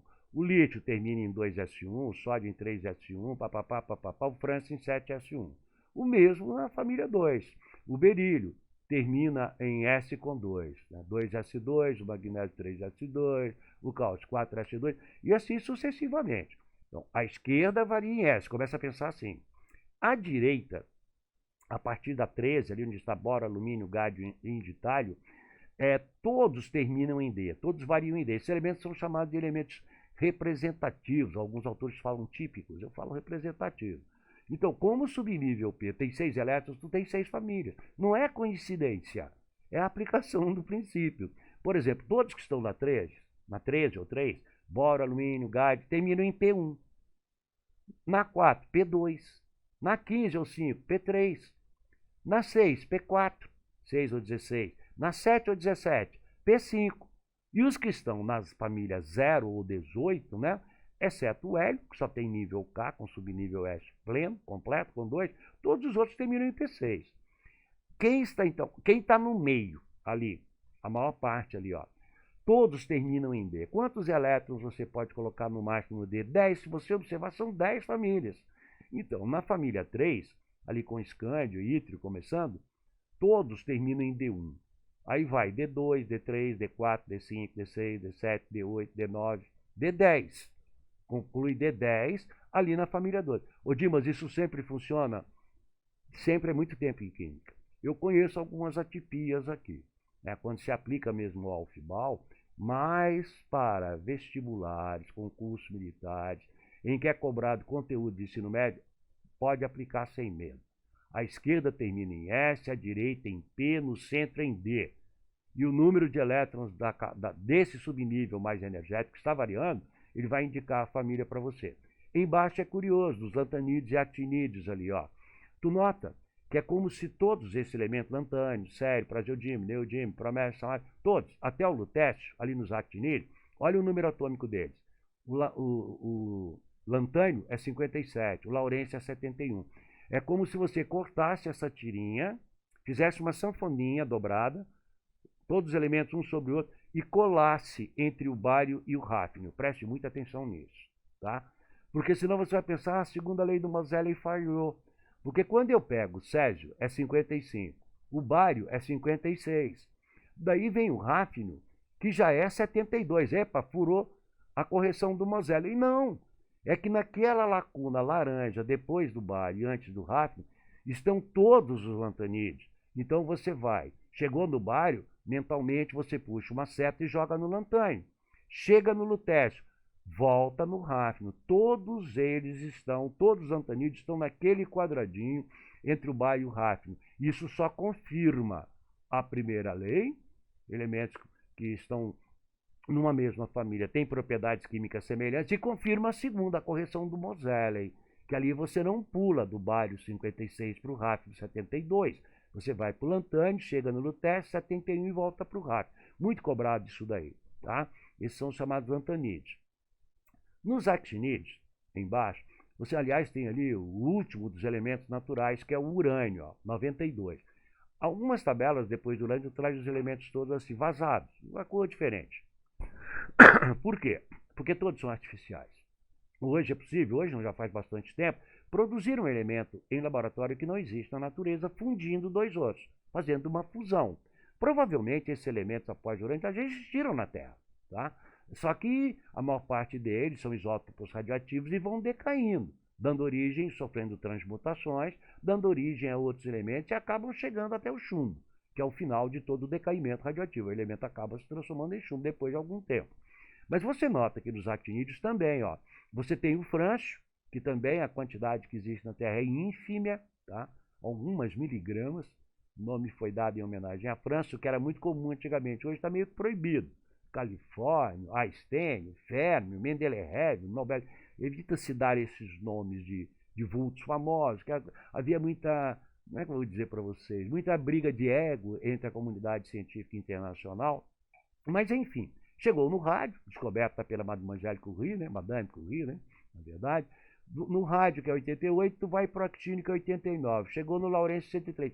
Quando eu estudei química na idade de vocês, a very, very long time ago, of course, O último elemento da tabela é o Lawrence, entendeu? Olha, da época que eu comecei a estudar química até hoje, olha o número de elementos que foram produzidos em laboratório. Então, quando tu chega no Lawrence, tu volta de novo para o quadradinho. E daí vai para o Rutherford, em homenagem a Ernest Rutherford. Quer dizer, esses colocados embaixo, eles são chamados de elementos de transição interna.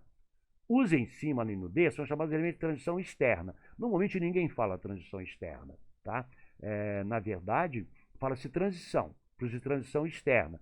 Isso se deve ao fato que os elementos que você tem na tabela, cuidado agora, quando eles terminam em SP, na extrema esquerda ou à direita, o subnível que está variando está sempre na última camada da configuração. Pode fazer para você vai comprovar. Isso define o elemento representativo. Varia em subnível S ou P da última camada da sua configuração. Quando você pega o D ali no meio, de 3 até 12, de D1 a D10, o elemento é chamado de transição externa ou simplesmente transição, porque o subnível D está na penúltima camada. Isso é muito cobrado. Você vai ver que isso é bastante solicitado. E quando você pega os laranjas ali embaixo, lantanídeos e actinídeos, são chamados de transição interna, porque eles variam na antepenúltima camada em um subnível E. Como? Com essa tabela, nós só trabalhamos com o subnível 4F e 5F, 4F são os lantanídeos, termina em 4F. E F tem 14 elétrons, né? Você sabe disso. São 7, o subnível F tem 7 orbitais, cada um com 2 elétrons, 14. O mesmo ocorre com os actinídeos. Cuidado, lantanídeos e actinídeos são transição interna. Variam em subnível F na antepenúltima camada da sua configuração, né? Com isso, a gente pode partir para dar mais uma aprofundadinha. Então, olha lá, a interpretação. É o que eu te disse. Metais, a maioria, né? Por isso que tem muito mais base do que ácido na inorgânica, né? Porque normalmente as bases, o hidróxido, é metal mais hidroxila, né? Com a valências trocadas. Uma única base não é metálica, o NH4H, que é a base mais fraca de toda a química, na verdade. Mas as outras bases são todas metálicas. Como tem muito mais metal do que a metal, dá uma olhada, vou até voltar, olha lá. A metais é só a direita ali, ó, do boro ali para a direita, né? Você tem uma meia dúzia de metais. Esses formam ácidos. Os mais comuns ali, boro, carbono, nitrogênio, oxigênio, flúor, cloro, enxofre, fósforo, silício, arsênio, selênio, bromo, iodo. Esses são os formadores de ácido. Mas se você pega metais, porra, é 3, 4 vezes maior do que isso. Então, na inorgânica, você tem maior número de bases, porque os metais são formadores, e os metais são a maioria dos elementos na TPE moderna. Então, voltando. Normalmente são bons condutores de eletricidade, bons condutores de calor, bons doadores de elétron, pois apresentam na sua camada de valência menos de 4. É aquela regra lá que funciona bem. Tem menos de 4, perde, vira cátion. Tem mais de 4, ganha, vira ânion. Tem 5, ganha 3. Tem 6, ganha 2. Tem 7, ganha 1. Tem 8, não ganha nem perde, é gás 9. Né? Funciona relativamente bem. Semimetais e metalóides é um termo que está meio que em desuso. Mas na nossa tabela, é a escadinha em vermelho, ó. Olha lá. Né? Eles têm características intermediárias. É curioso que os metais também podem ser transformados em lâmina, né? A gente chama isso de maleabilidade, tá? A capacidade de ser transformada em lâmina. A metal, não.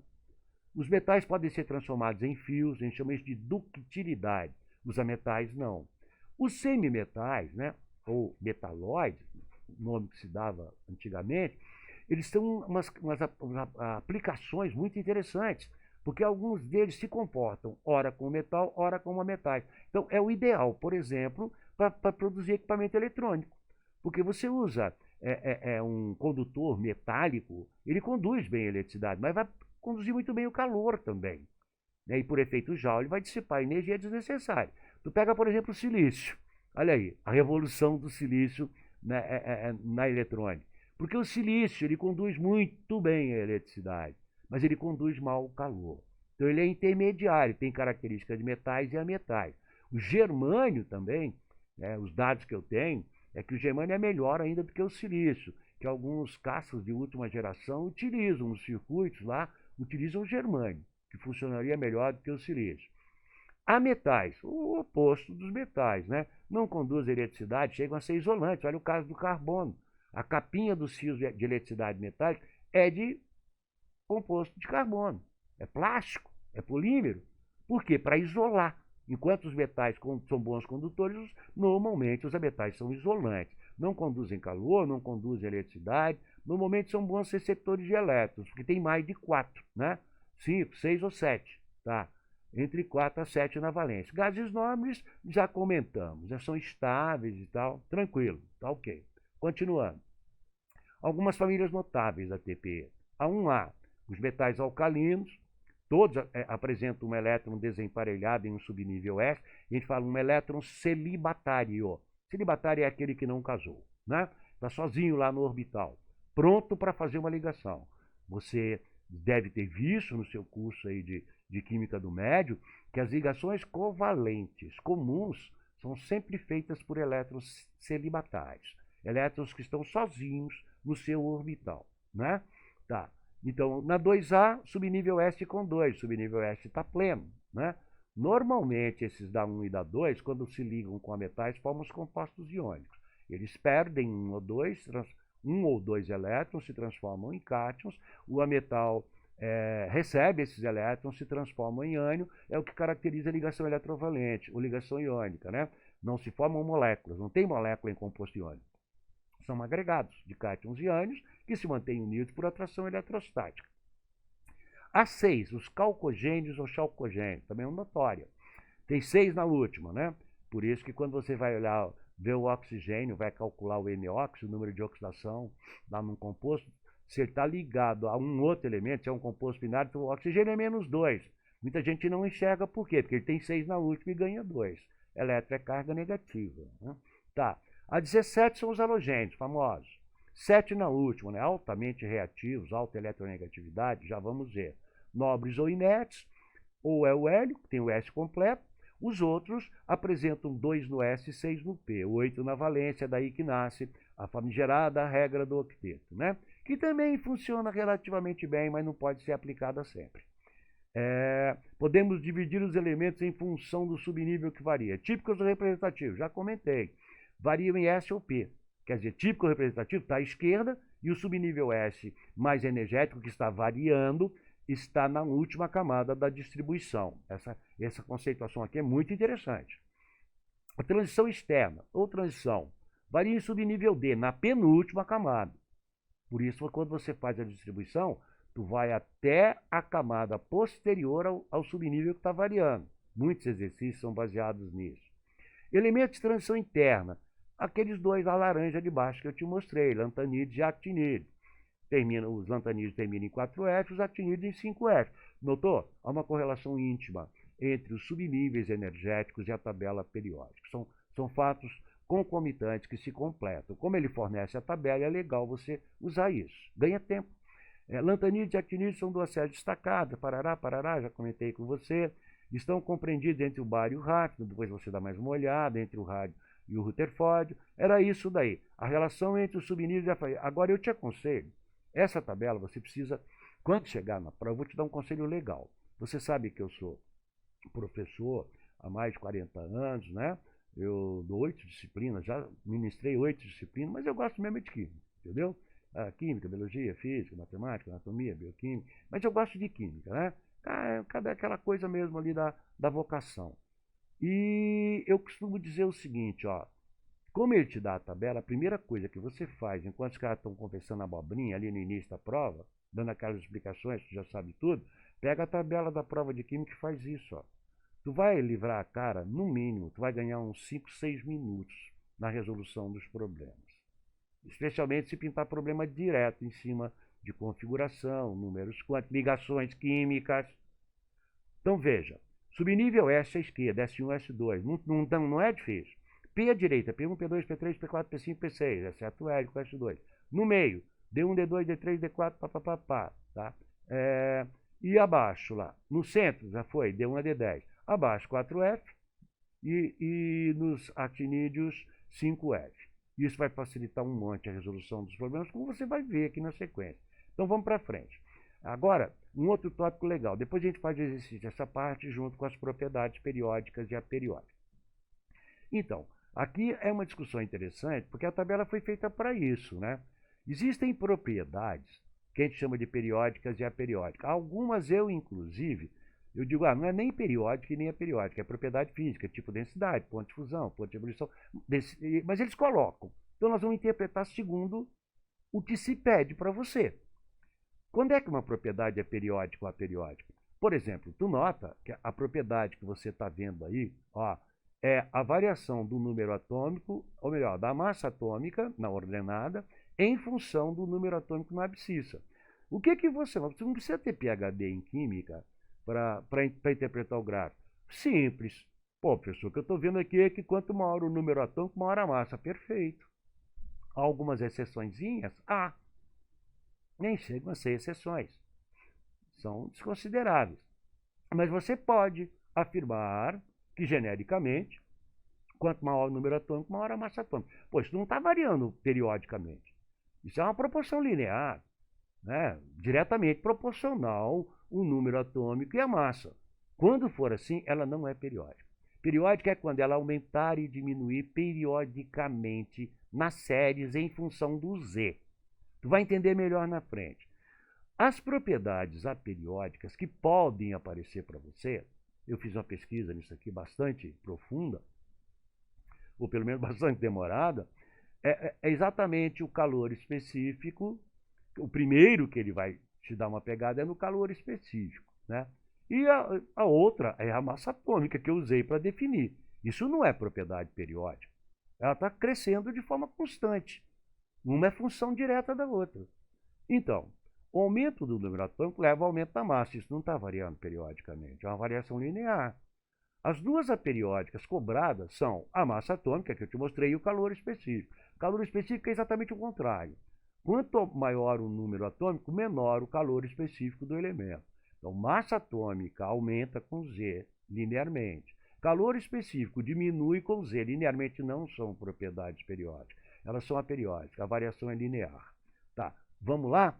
Então, as periódicas, olha a diferença desse gráfico, que é um gráfico de eletronegatividade em função do Z. Observa bem isso.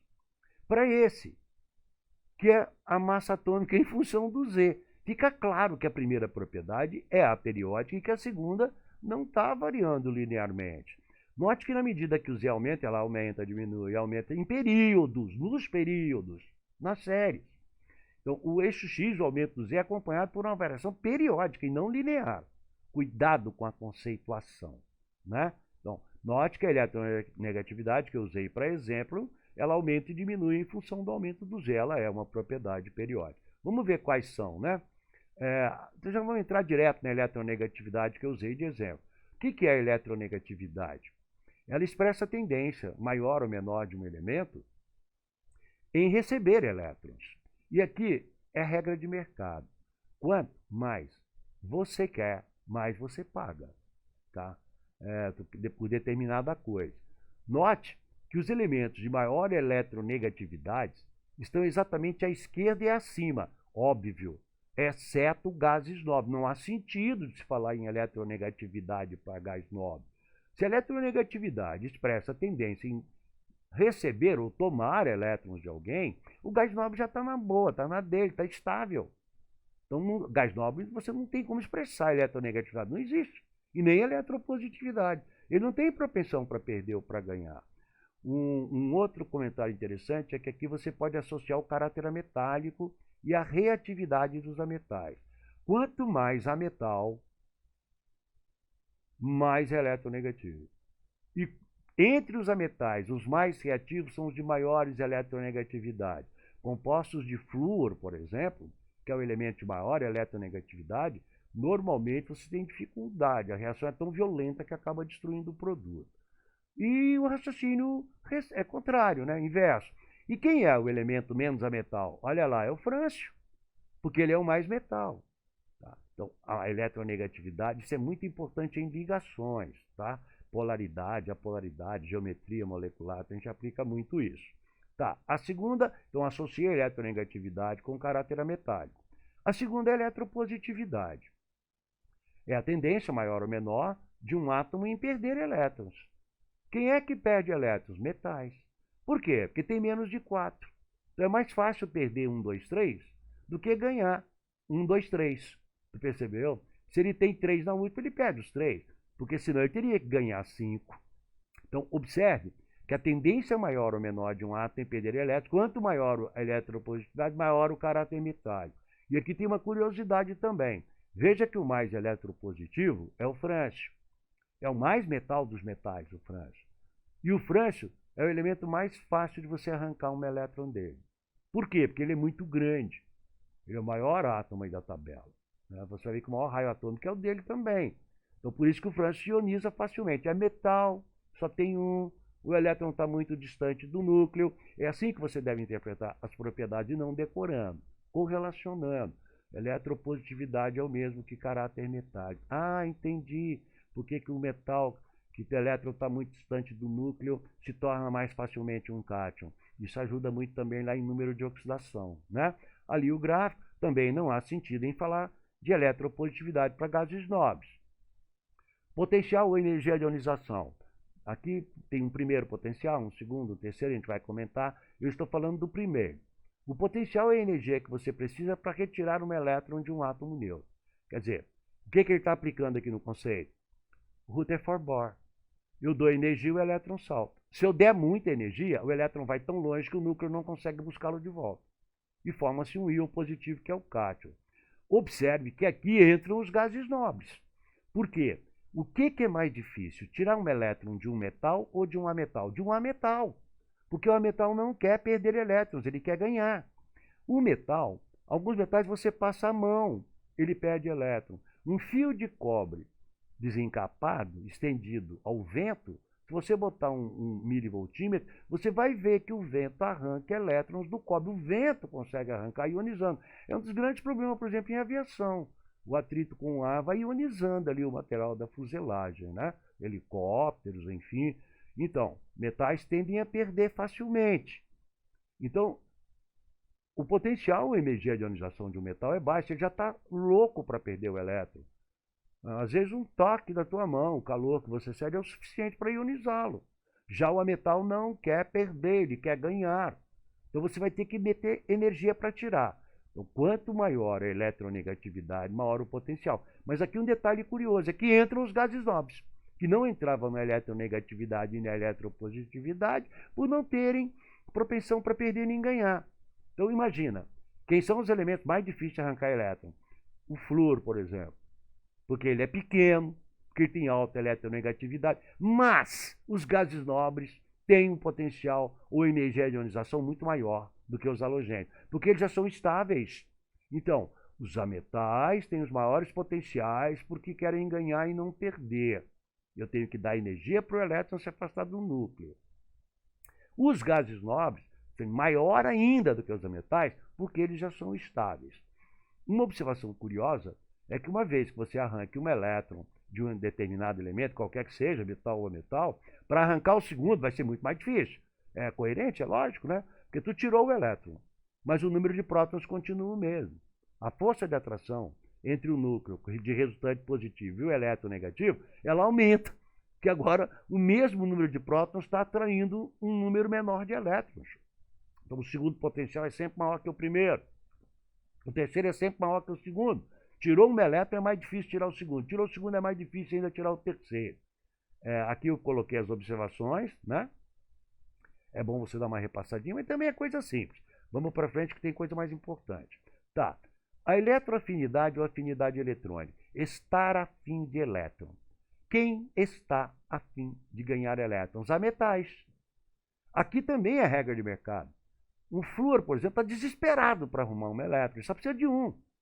E é um átomo pequeno, a força de atração que ele exerce na eletrosfera é muito grande, né? Então, a energia é liberada ao receber um elétron. Observe que os dois conceitos parecem contrários. O que é o potencial de ionização? Energia que você dá para arrancar elétron. O que é a eletroafinidade? Você dá o elétron e ele libera energia. Observe que os dois gráficos são muito parecidos, olha. Ali na 7, por exemplo, não vai botar gás nobre no meio na interpretação. Mas na 7, você tem os maiores potenciais de ionização. E olha aqui, na 7 você tem as maiores eletroafinidades. né? Porque se um elemento quer muito ganhar elétron, ele vai liberar uma quantidade grande de energia. Você conhece o princípio básico, é o princípio básico da entropia, né? Um sistema é tanto mais estável quanto mais desordenado ele é, porque ele precisa de menos energia para se manter. Então, regra de mercado, quem quer muito paga mais, tá? Cuidado que o gráfico da eletroafinidade é muito parecido com o do potencial.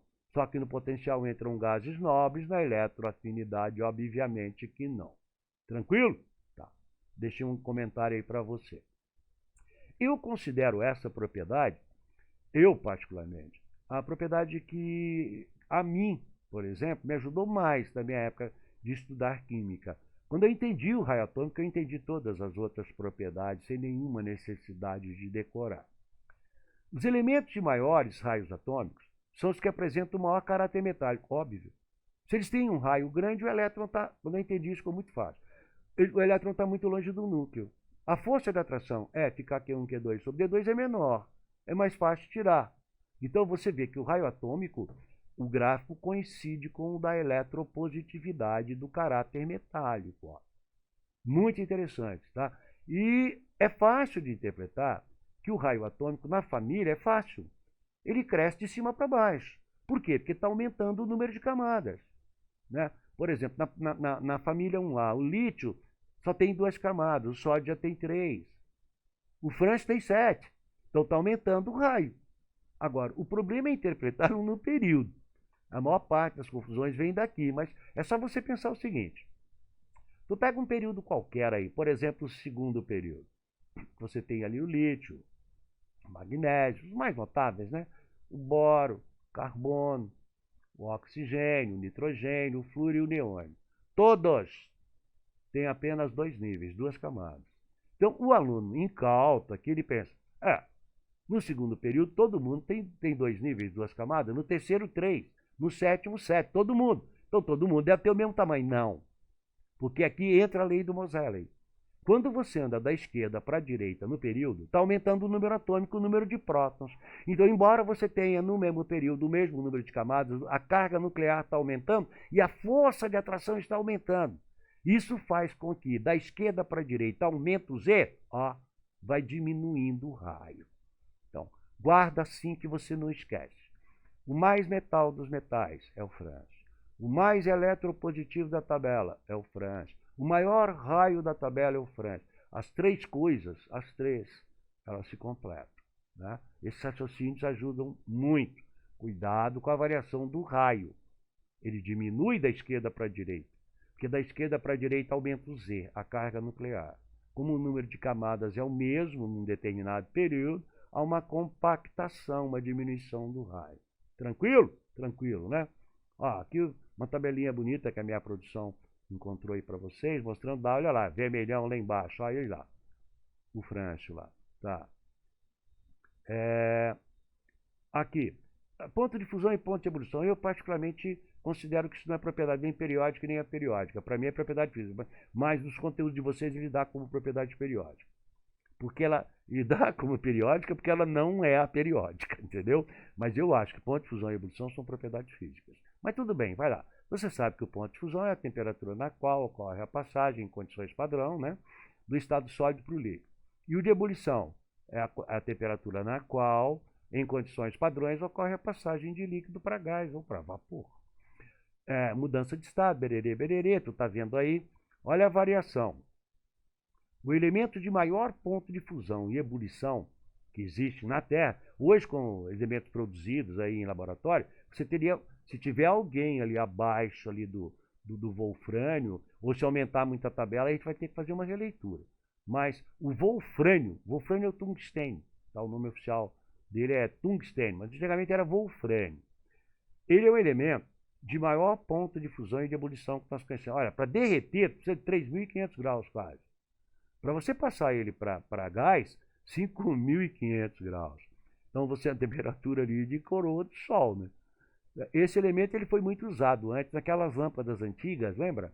As lâmpadas, tinha aquele bulbo, como é que eles chamavam? Incandescente.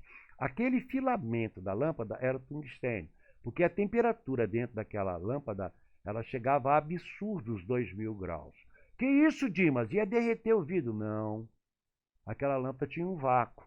Passava a corrente elétrica, efeito Joule, gerava muito calor, né? Também está aplicando o Rutherford Bohr. Passa energia elétrica, aquece, o elétron salta, quando ele volta, emite luz e tal. E se você furasse aquela, eu cheguei a fazer, furar, pegar um pedaço de fio, aquecer, né, com alicate, do bico de banjo, furar aquela lâmpada de bulbo, colocá-la lá no bocal. Quando você liga, ela explode. Por quê? Porque entrou oxigênio e entra em combustão. Percebeu? A temperatura ali no tungstênio chegava a absurdos 2000 graus. Então foi muito usado ali. Ainda é muito usado hoje em ligas também, o tungstênio. Tá, vamos lá então. Guarda que é o tungstênio. Densidade, outra coisa, né? A densidade também é uma propriedade mais física, né? Então, ali você nota os 3 elementos mais densos, ósmio, irídio e a platina. Olha o absurdo da densidade. Lembra que a densidade da água é 1 grama por centímetro cúbico, ou 1 grama por mililitro, centímetro cúbico é a mesma coisa que mililitro. Nota que você precisaria 1 cubo de ósmio num prato de uma balança, no outro prato, tu precisaria botar 22 cubos de água, 22,6 cubos de água para equilibrar. A densidade do ósmio é 22,6 vezes maior que a da água, né? Esses elementos são elementos muito... A gente fala, né, a série da platina ali, né? Platina é um metal muito precioso, né? Pelas suas propriedades, não oxida e tal, por isso que é tão caro, né? Metal nobre. Tá. O volume atômico também é outro. Ah, mas não dá para dar em função do raio? Calma, depende de outras coisas. Quando você vai calcular a densidade, tu vai usar volume atômico. Pô. Então, o volume é uma propriedade periódica. Eu também tenho minhas dúvidas, mas vai lá, entendeu? Porque ele dá como. Não deixa de ser. É que eu, às vezes, sou muito meticuloso. Que eu falo, só está dando como periódica porque não é a periódica. O volume atômico é uma propriedade periódica que corresponde ao volume ocupado por 1 mol de átomo de determinado elemento. Não é o volume de um átomo. Presta atenção nisso. Se ele botar uma assertiva assim, o volume atômico ou não é volume de um átomo do elemento, é o volume de 1 mol de átomos. 602 vezes 10 a 23 átomos. Tá, comentei ali para você. Observe que os elementos realmente de maior volume, você observa, ó, de novo o Francio na parada, né? Tem o maior raio e tal, mas aí entra a questão da densidade. Aí você nota, por exemplo, que à direita os volumes já são bastante menores. Mas não há um crescimento ou um aumento assim padronizado. Guarda que continua o de maior volume sendo o nosso amigo lá, o Francio. Tranquilo? Resumão, para a hora que você for fazer os exercícios, ó, as variações, tá? A produção colocou aí para vocês. E os exercícios. Bom, todos os exercícios daqui para frente, praticamente todos, podem ser resolvidos com a nossa tabela adaptada. Procure, por favor, fazer isso. Tu não vai se arrepender. Aquela hora que os caras estão ali, ai, papapá, tu tá, senta aí, vai para lá, não pode usar relógio, não pode... A prova já pode ser aberta, vai lá na primeira coisa, antes de botar, vai na página da tabela e faz isso. É fácil, cara. S1, S2, D1, D2, D10, P1, P2, P6, 4F, 5F. Tu vai ver o tanto que isso vai te ajudar. Lembre-se que as tabelas ainda vêm com a formatação antiga, né? 1A, 2A, 3B, 4B, 5B, 6B, 7B, 8B1, 8B2, 8B3, 1B, 2B, 3A, 4A, 5A, 6A, 7A e 0. Mas a tendência atual é de numerar na linear. 1, 2, 3, 4, 5, 6, 7, 8, 18. São 18 famílias, tá? Mas é só você pensar. Onde é que está mudando isso aí? Está mudando ali à direita, ó. 3 é 13, 14 é 4, 15 é 5, 16 é 6, não muda praticamente nada. Então vamos lá. Primeiro exercício. Federal de Alagoas. Para um determinado elemento químico representativo, então, o que é representativo? Grupos A. Então, ele está usando a anotação da tabela antiga. 1A, 2A, 1 e 2.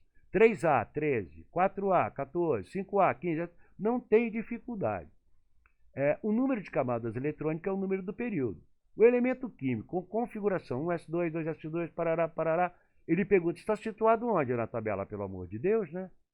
Eu acho que o exercício desse no vestibular, dando a tabela, ele está prejudicando o aluno bom. Porque o aluno vai lá e olha. Mas vamos supor que ele não tivesse dado a tabela com números atômicos, que é um artifício que algumas escolas usam, né?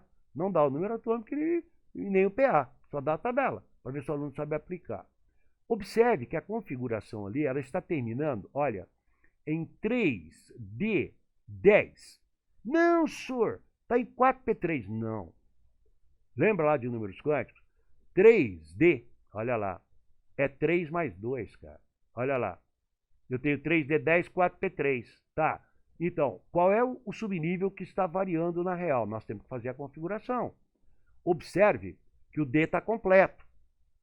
Então, ele não pode estar no meio. Então, a configuração ficaria 1S2. Eu prefiro na vertical por isso. Ó. 1S2, 2S2, 2P6. Na segunda linha. 3S2, 3P6. Vai para 4S2 na quarta linha. Volta para 3D e para 4P3. Então, primeiro, tu já sabe que tem 4 camadas, 4 níveis. Então, ele vai estar no quarto período. Se está terminando em P3, todos os outros estão completos. S completo, P completo, D completo. Ele só botou o 3D10 ali para te dar um nó, entendeu? Mas, pô, na verdade, está terminando em 4P3, porque ele está incompleto. Por isso que fala, está variando. P3, você já sabe, está à esquerda, está no meio, está à direita ou abaixo? Está à direita. P3, ele tem que estar P1 na 3, P2 na 4, P3 ele está na 5. Então, esse elemento está na família 15 ou 5A. E qual o período que ele está? No quarto período. Vamos ver se é resolução C. Olha lá. Perfeito. 5A ou 15, ele poderia colocar no quarto período. 5A porque termina em P com 3. Tem meninos que usam um truque assim, eu não sei se é válido.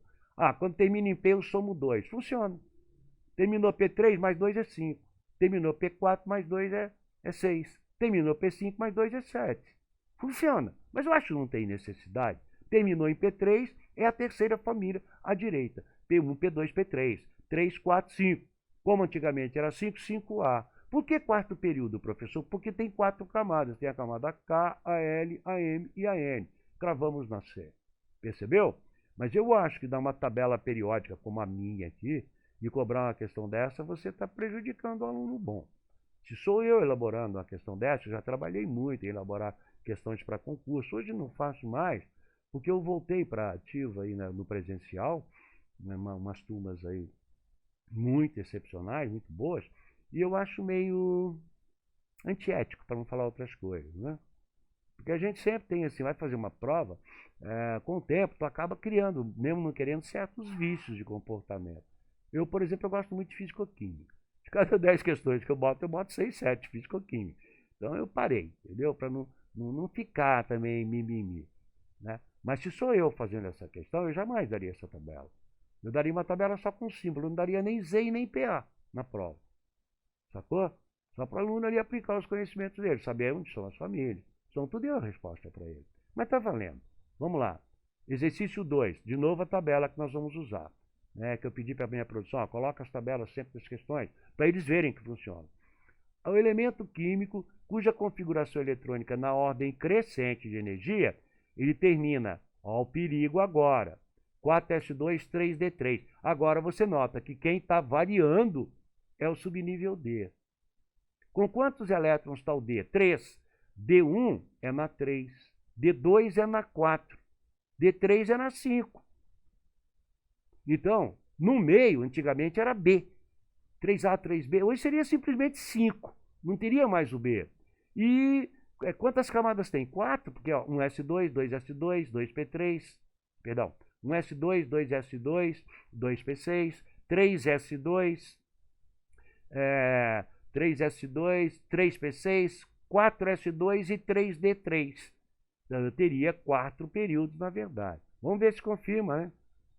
É a letra D, ó. 5B o 5 e no quarto período. A minha produção é que seleciona os exercícios para vocês, tá? E eu só dou uma passada de olho. Eu não gosto muito de ficar resolvendo antes, acho que fica muito decoreba, né? Eu prefiro, se tiver algum problema, ter que fazer uma edição, regravado, porque a tendência, pelo menos a minha, quando eu faço um exercício várias vezes, assim, dali a pouco eu volto, eu já salto muitas etapas, né? E, na verdade, eu não estou resolvendo para mim, né? Estou resolvendo para vocês, né, meu? Então, eu não posso fazer isso. Tá. O exercício 3, de novo, a tabela adaptada, ó. grande escola Unicamp, né? Na minha concepção, entre as maiores do Brasil, tá?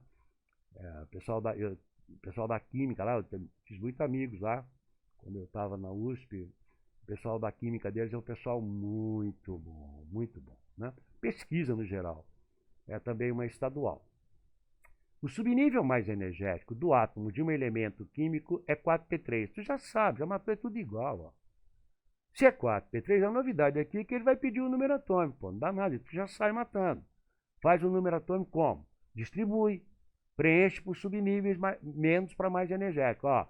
1s2, 2s2, 2p6, 3s2, 3p6, 4s2 e 4s2, 3d10, em d10 deu 30, tá vendo? Estou fazendo de cabeça, eu prefiro fazer assim, ó, e 4p3. Se você somar, vai dar 33. Agora, está variando em p3, tá? p3 está à direita. p3 ele tem que estar na família, ó, 3, 4, 5. Ou ele vai dar 5 ou 15. 5, tá? E qual é o número de camadas dele? Você conta o número de camadas da sua distribuição que você fez, ó. E cravou, ó. Letra E. 33. Se você observar lá, 5A, ó. Quarto período. Primeiro período é o hélio, segundo é o neônio, terceiro é o argônio, quarto período é o criptônio. Tu vai para a esquerda é o arsênio. Percebeu? Sempre que tiver dúvida, faz o que eu fiz. Quantos períodos? Primeiro período, hidrogênio e hélio. Segundo, começa no lítio, termina no neônio. Fica mais fácil. Crava na E. Tranquilo? Tranquilo. Então vamos lá, que tem coisa ainda. Exercício 4 é ITA. O subnível de maior energia do átomo de certo elemento é 4d5. Tu já sabe. Ele não está à esquerda, ó, bem ITA mesmo. Não está à direita e nem abaixo, ele está no meião. Se ele está em 4d5, D1 estaria na 3, D2 na 4, D3 na 5, D4 na 6, D5 na 7. Então é o que ele está tentando que você faça, ó, que mostre isso. Então, já sei que ele é um elemento de transição, porque terminou em D. Se está terminando em D, o D está no... Lembra? Elemento de transição. Subnível que varia está no penúltimo nível. Então tem um nível depois do D. Se está em 4D, ele está na 5. Tá? Vamos confirmar? Vamos. Resolução C. É de transição, porque varia em D. Está no quinto período, que está variando em 4D. É transição. Transição, o subnível mais energético está no penúltimo. Isso quer dizer que tem um último nível, que é o quinto. Matou? Sem nenhum problema. Nível ITA. Né?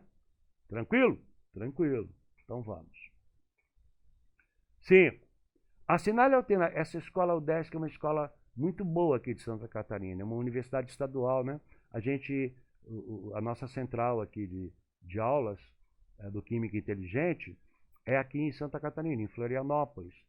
E a UDESC é uma universidade estadual, né? Tem a Federal, que é a UFSC, e a UDESC, uma grande escola também, a UDESC. É um padrão, assim, de escolas estaduais, como o USP, o Unesp, o Unicamp, o UEL, o EM, o EPG, é o mesmo padrão da UDESC. Em relação aos seguintes elementos, flúor, iodo, lítio e rubídio. Bom, se você tem a tabela, e ele vai te dar a tabela, mesmo sem número atômico ou sem os pesos atômicos, você já matou. O flúor está à direita lá em cima, é o mais eletronegativo de todos os elementos. O iodo, ó, flúor, cloro, bromo e iodo. O iodo está abaixo do flúor, então ele é menos eletronegativo. O lítio está à esquerda. Lítio, sódio, potássio, baixamente eletronegativo. É muito eletropositivo. E o rubídio. Lítio, sódio, potássio, rubídio, sede de França. Então, eu tenho dois elementos bastante eletronegativos, sendo que o flúor é mais, e dois eletropositivos. Dois ametais, flúor e iodo, e dois metais, lítio e rubídio, né? O flúor é o elemento mais eletronegativo, sem dúvidas. E o rubídio é o que apresenta o maior raio atômico. Por quê? Porque o raio atômico cresce. Tu viu? Ele misturou as duas coisas. O raio atômico cresce da direita para a esquerda, de cima para baixo. Só lembrar.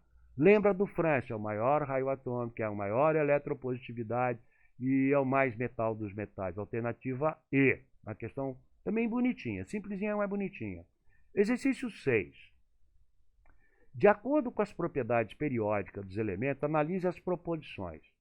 O tamanho do raio atômico dos elementos químicos cresce da direita para a esquerda. Sim, é o que eu te disse. Aparentemente não, seria tudo igual, está tudo no mesmo período. Não, mas se está aumentando o número de prótons da esquerda para a direita, está aumentando a força de atração, FKQ1, Q2 sobre D2, está compactando, diminuindo. Então, ele cresce da direita para a esquerda, ele costuma dizer que ele decresce da esquerda para a direita. Fica ligado, tá certo? E cresce de cima para baixo dos grupos. Claro, está aumentando o número de camadas. Confirma 1. O tamanho do raio dos elementos químicos cresce. Aí, não falei? Eu não tinha lido, tá? Eu não preciso desses artifícios. Eu não tinha lido realmente. Mas é que aí de tanto fazer, tu já pega, ó. O tamanho do raio atômico dos elementos químicos cresce da esquerda para a direita nos períodos. Não. Não, é o contrário. O iodo apresenta raio atômico menor do que o cloro. O iodo apresenta raio atômico menor do que o cloro. Pega a 7A. Deixa eu achar uma tabela aqui para nós. Espera aí. Só para confirmar essa. Olha aqui na tabela. Olha lá na 7. Está aumentando o tamanho de cima para baixo. Então, ó, voltando lá. C. Já foi essa. Essa. A 3. O iodo apresenta raio atômico menor que o cloro. Não. Tu tem flúor, tu viu lá? Flúor, cloro, bromo e iodo. Está aumentando de cima para baixo, porque aumenta o número de camadas. Falsa. O iodo tem um raio atômico maior que o do cloro. Quanto mais abaixo, maior o raio atômico, que tem maior número de camadas. 4. O nitrogênio, família 5 ou 15, o patriarca da 5. Nitrogênio, fósforo, arsênio, antimônio, apresenta raio atômico maior que o do flúor. Essa é muito boa, verdadeira. Porque o nitrogênio, presta atenção nessa que é legal. O nitrogênio e o flúor estão no mesmo período. Se você observar, que é ali o segundo período. Então você tem ali à direita o boro, à direita do boro o carbono, à direita do carbono o nitrogênio, na 5. Depois do nitrogênio, você tem o flúor, com 9, né? Quer dizer, o flúor está mais à direita. Então, o nitrogênio tem um raio atômico maior porque ele está mais à esquerda. E é exatamente o raciocínio que eu te mostrei. É você lembrar que no mesmo período todo mundo tem o mesmo número de camadas. Mas como o número de prótons cresce da esquerda para a direita, a atração cresce da esquerda para a direita e o átomo diminui. Verdadeira a 5. Eu cravaria... A 5 não, a 4, perdão. Eu cravaria a 1 e 4. Deixa eu ver. Não sei nem se tem resposta aí. Vamos ver. Vamos lá. Tem. Letra D. É nós, ó. 1 e 4. Falou? A produção sempre coloca a resposta depois que eu faço a análise, exatamente para a gente não ficar induzindo, né? É natural. Coloca, você já vai para cima e não pensa. Tá. Vamos lá, mais um. Exercício 7. Está terminando. Já já vocês descansam. Use seus conhecimentos, quando fala isso é o bafão, né? Use os seus conhecimentos, fala, meu Deus, sobre propriedades periódicas para analisar os elementos flúor e rubídio dentre os elementos listados acima. Está lá. O flúor apresenta o menor raio atômico e a menor energia de ionização. Ó, para analisar os elementos flúor e rubídio. Rubídio lá à esquerda. Flúor apresenta o menor raio atômico e a menor energia de ionização. Não, né? O potencial de ionização do flúor é grande pra caramba. Ele não quer perder, ele quer ganhar. O rubídio apresenta o maior raio atômico. Nessa relação, sim. E a maior energia de ionização, não. Se ele é grandão, ele perde elétron fácil, a atração é baixa. O flúor apresenta o menor raio atômico e possui baixa afinidade eletrônica. Não, ele possui grande afinidade, ele quer muito ganhar um elétron. O rubídio apresenta o maior raio atômico, sim. E possui elevada afinidade eletrônica. Também não, meu Deus do céu. Será que nós erramos em alguma coisa? O flúor apresenta o menor raio atômico, sim. E a maior energia de ionização é nós. Crava na E. Vamos lá? Será que rolou? Rolou. Letra E. Percebeu? O flúor está mais à direita, menor. e a maior energia de ionização, porque ele não quer perder elétron, ele quer ganhar, ele tem 7 na última. Tranquilo, né, gente?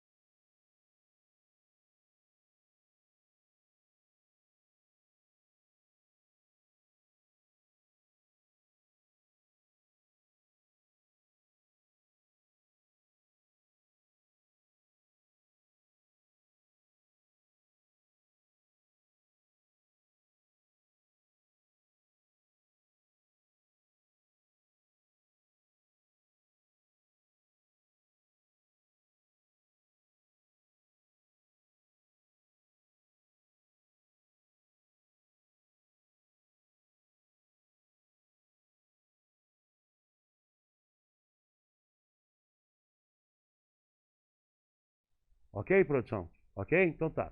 Então, o pessoal da produção pediu para eu dizer para vocês que a gente concluiu esse primeiro módulo, né? Eles passam os contatos aí para qualquer dúvida, qualquer sugestão, né? Eu não sei mexer com essas coisas.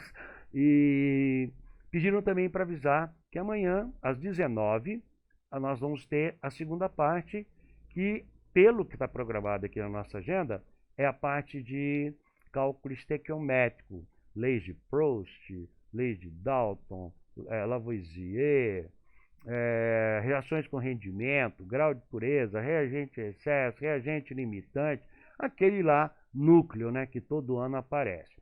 Então, muito obrigado pela presença, pela participação. Qualquer dúvida, fala aí com o meu pessoal.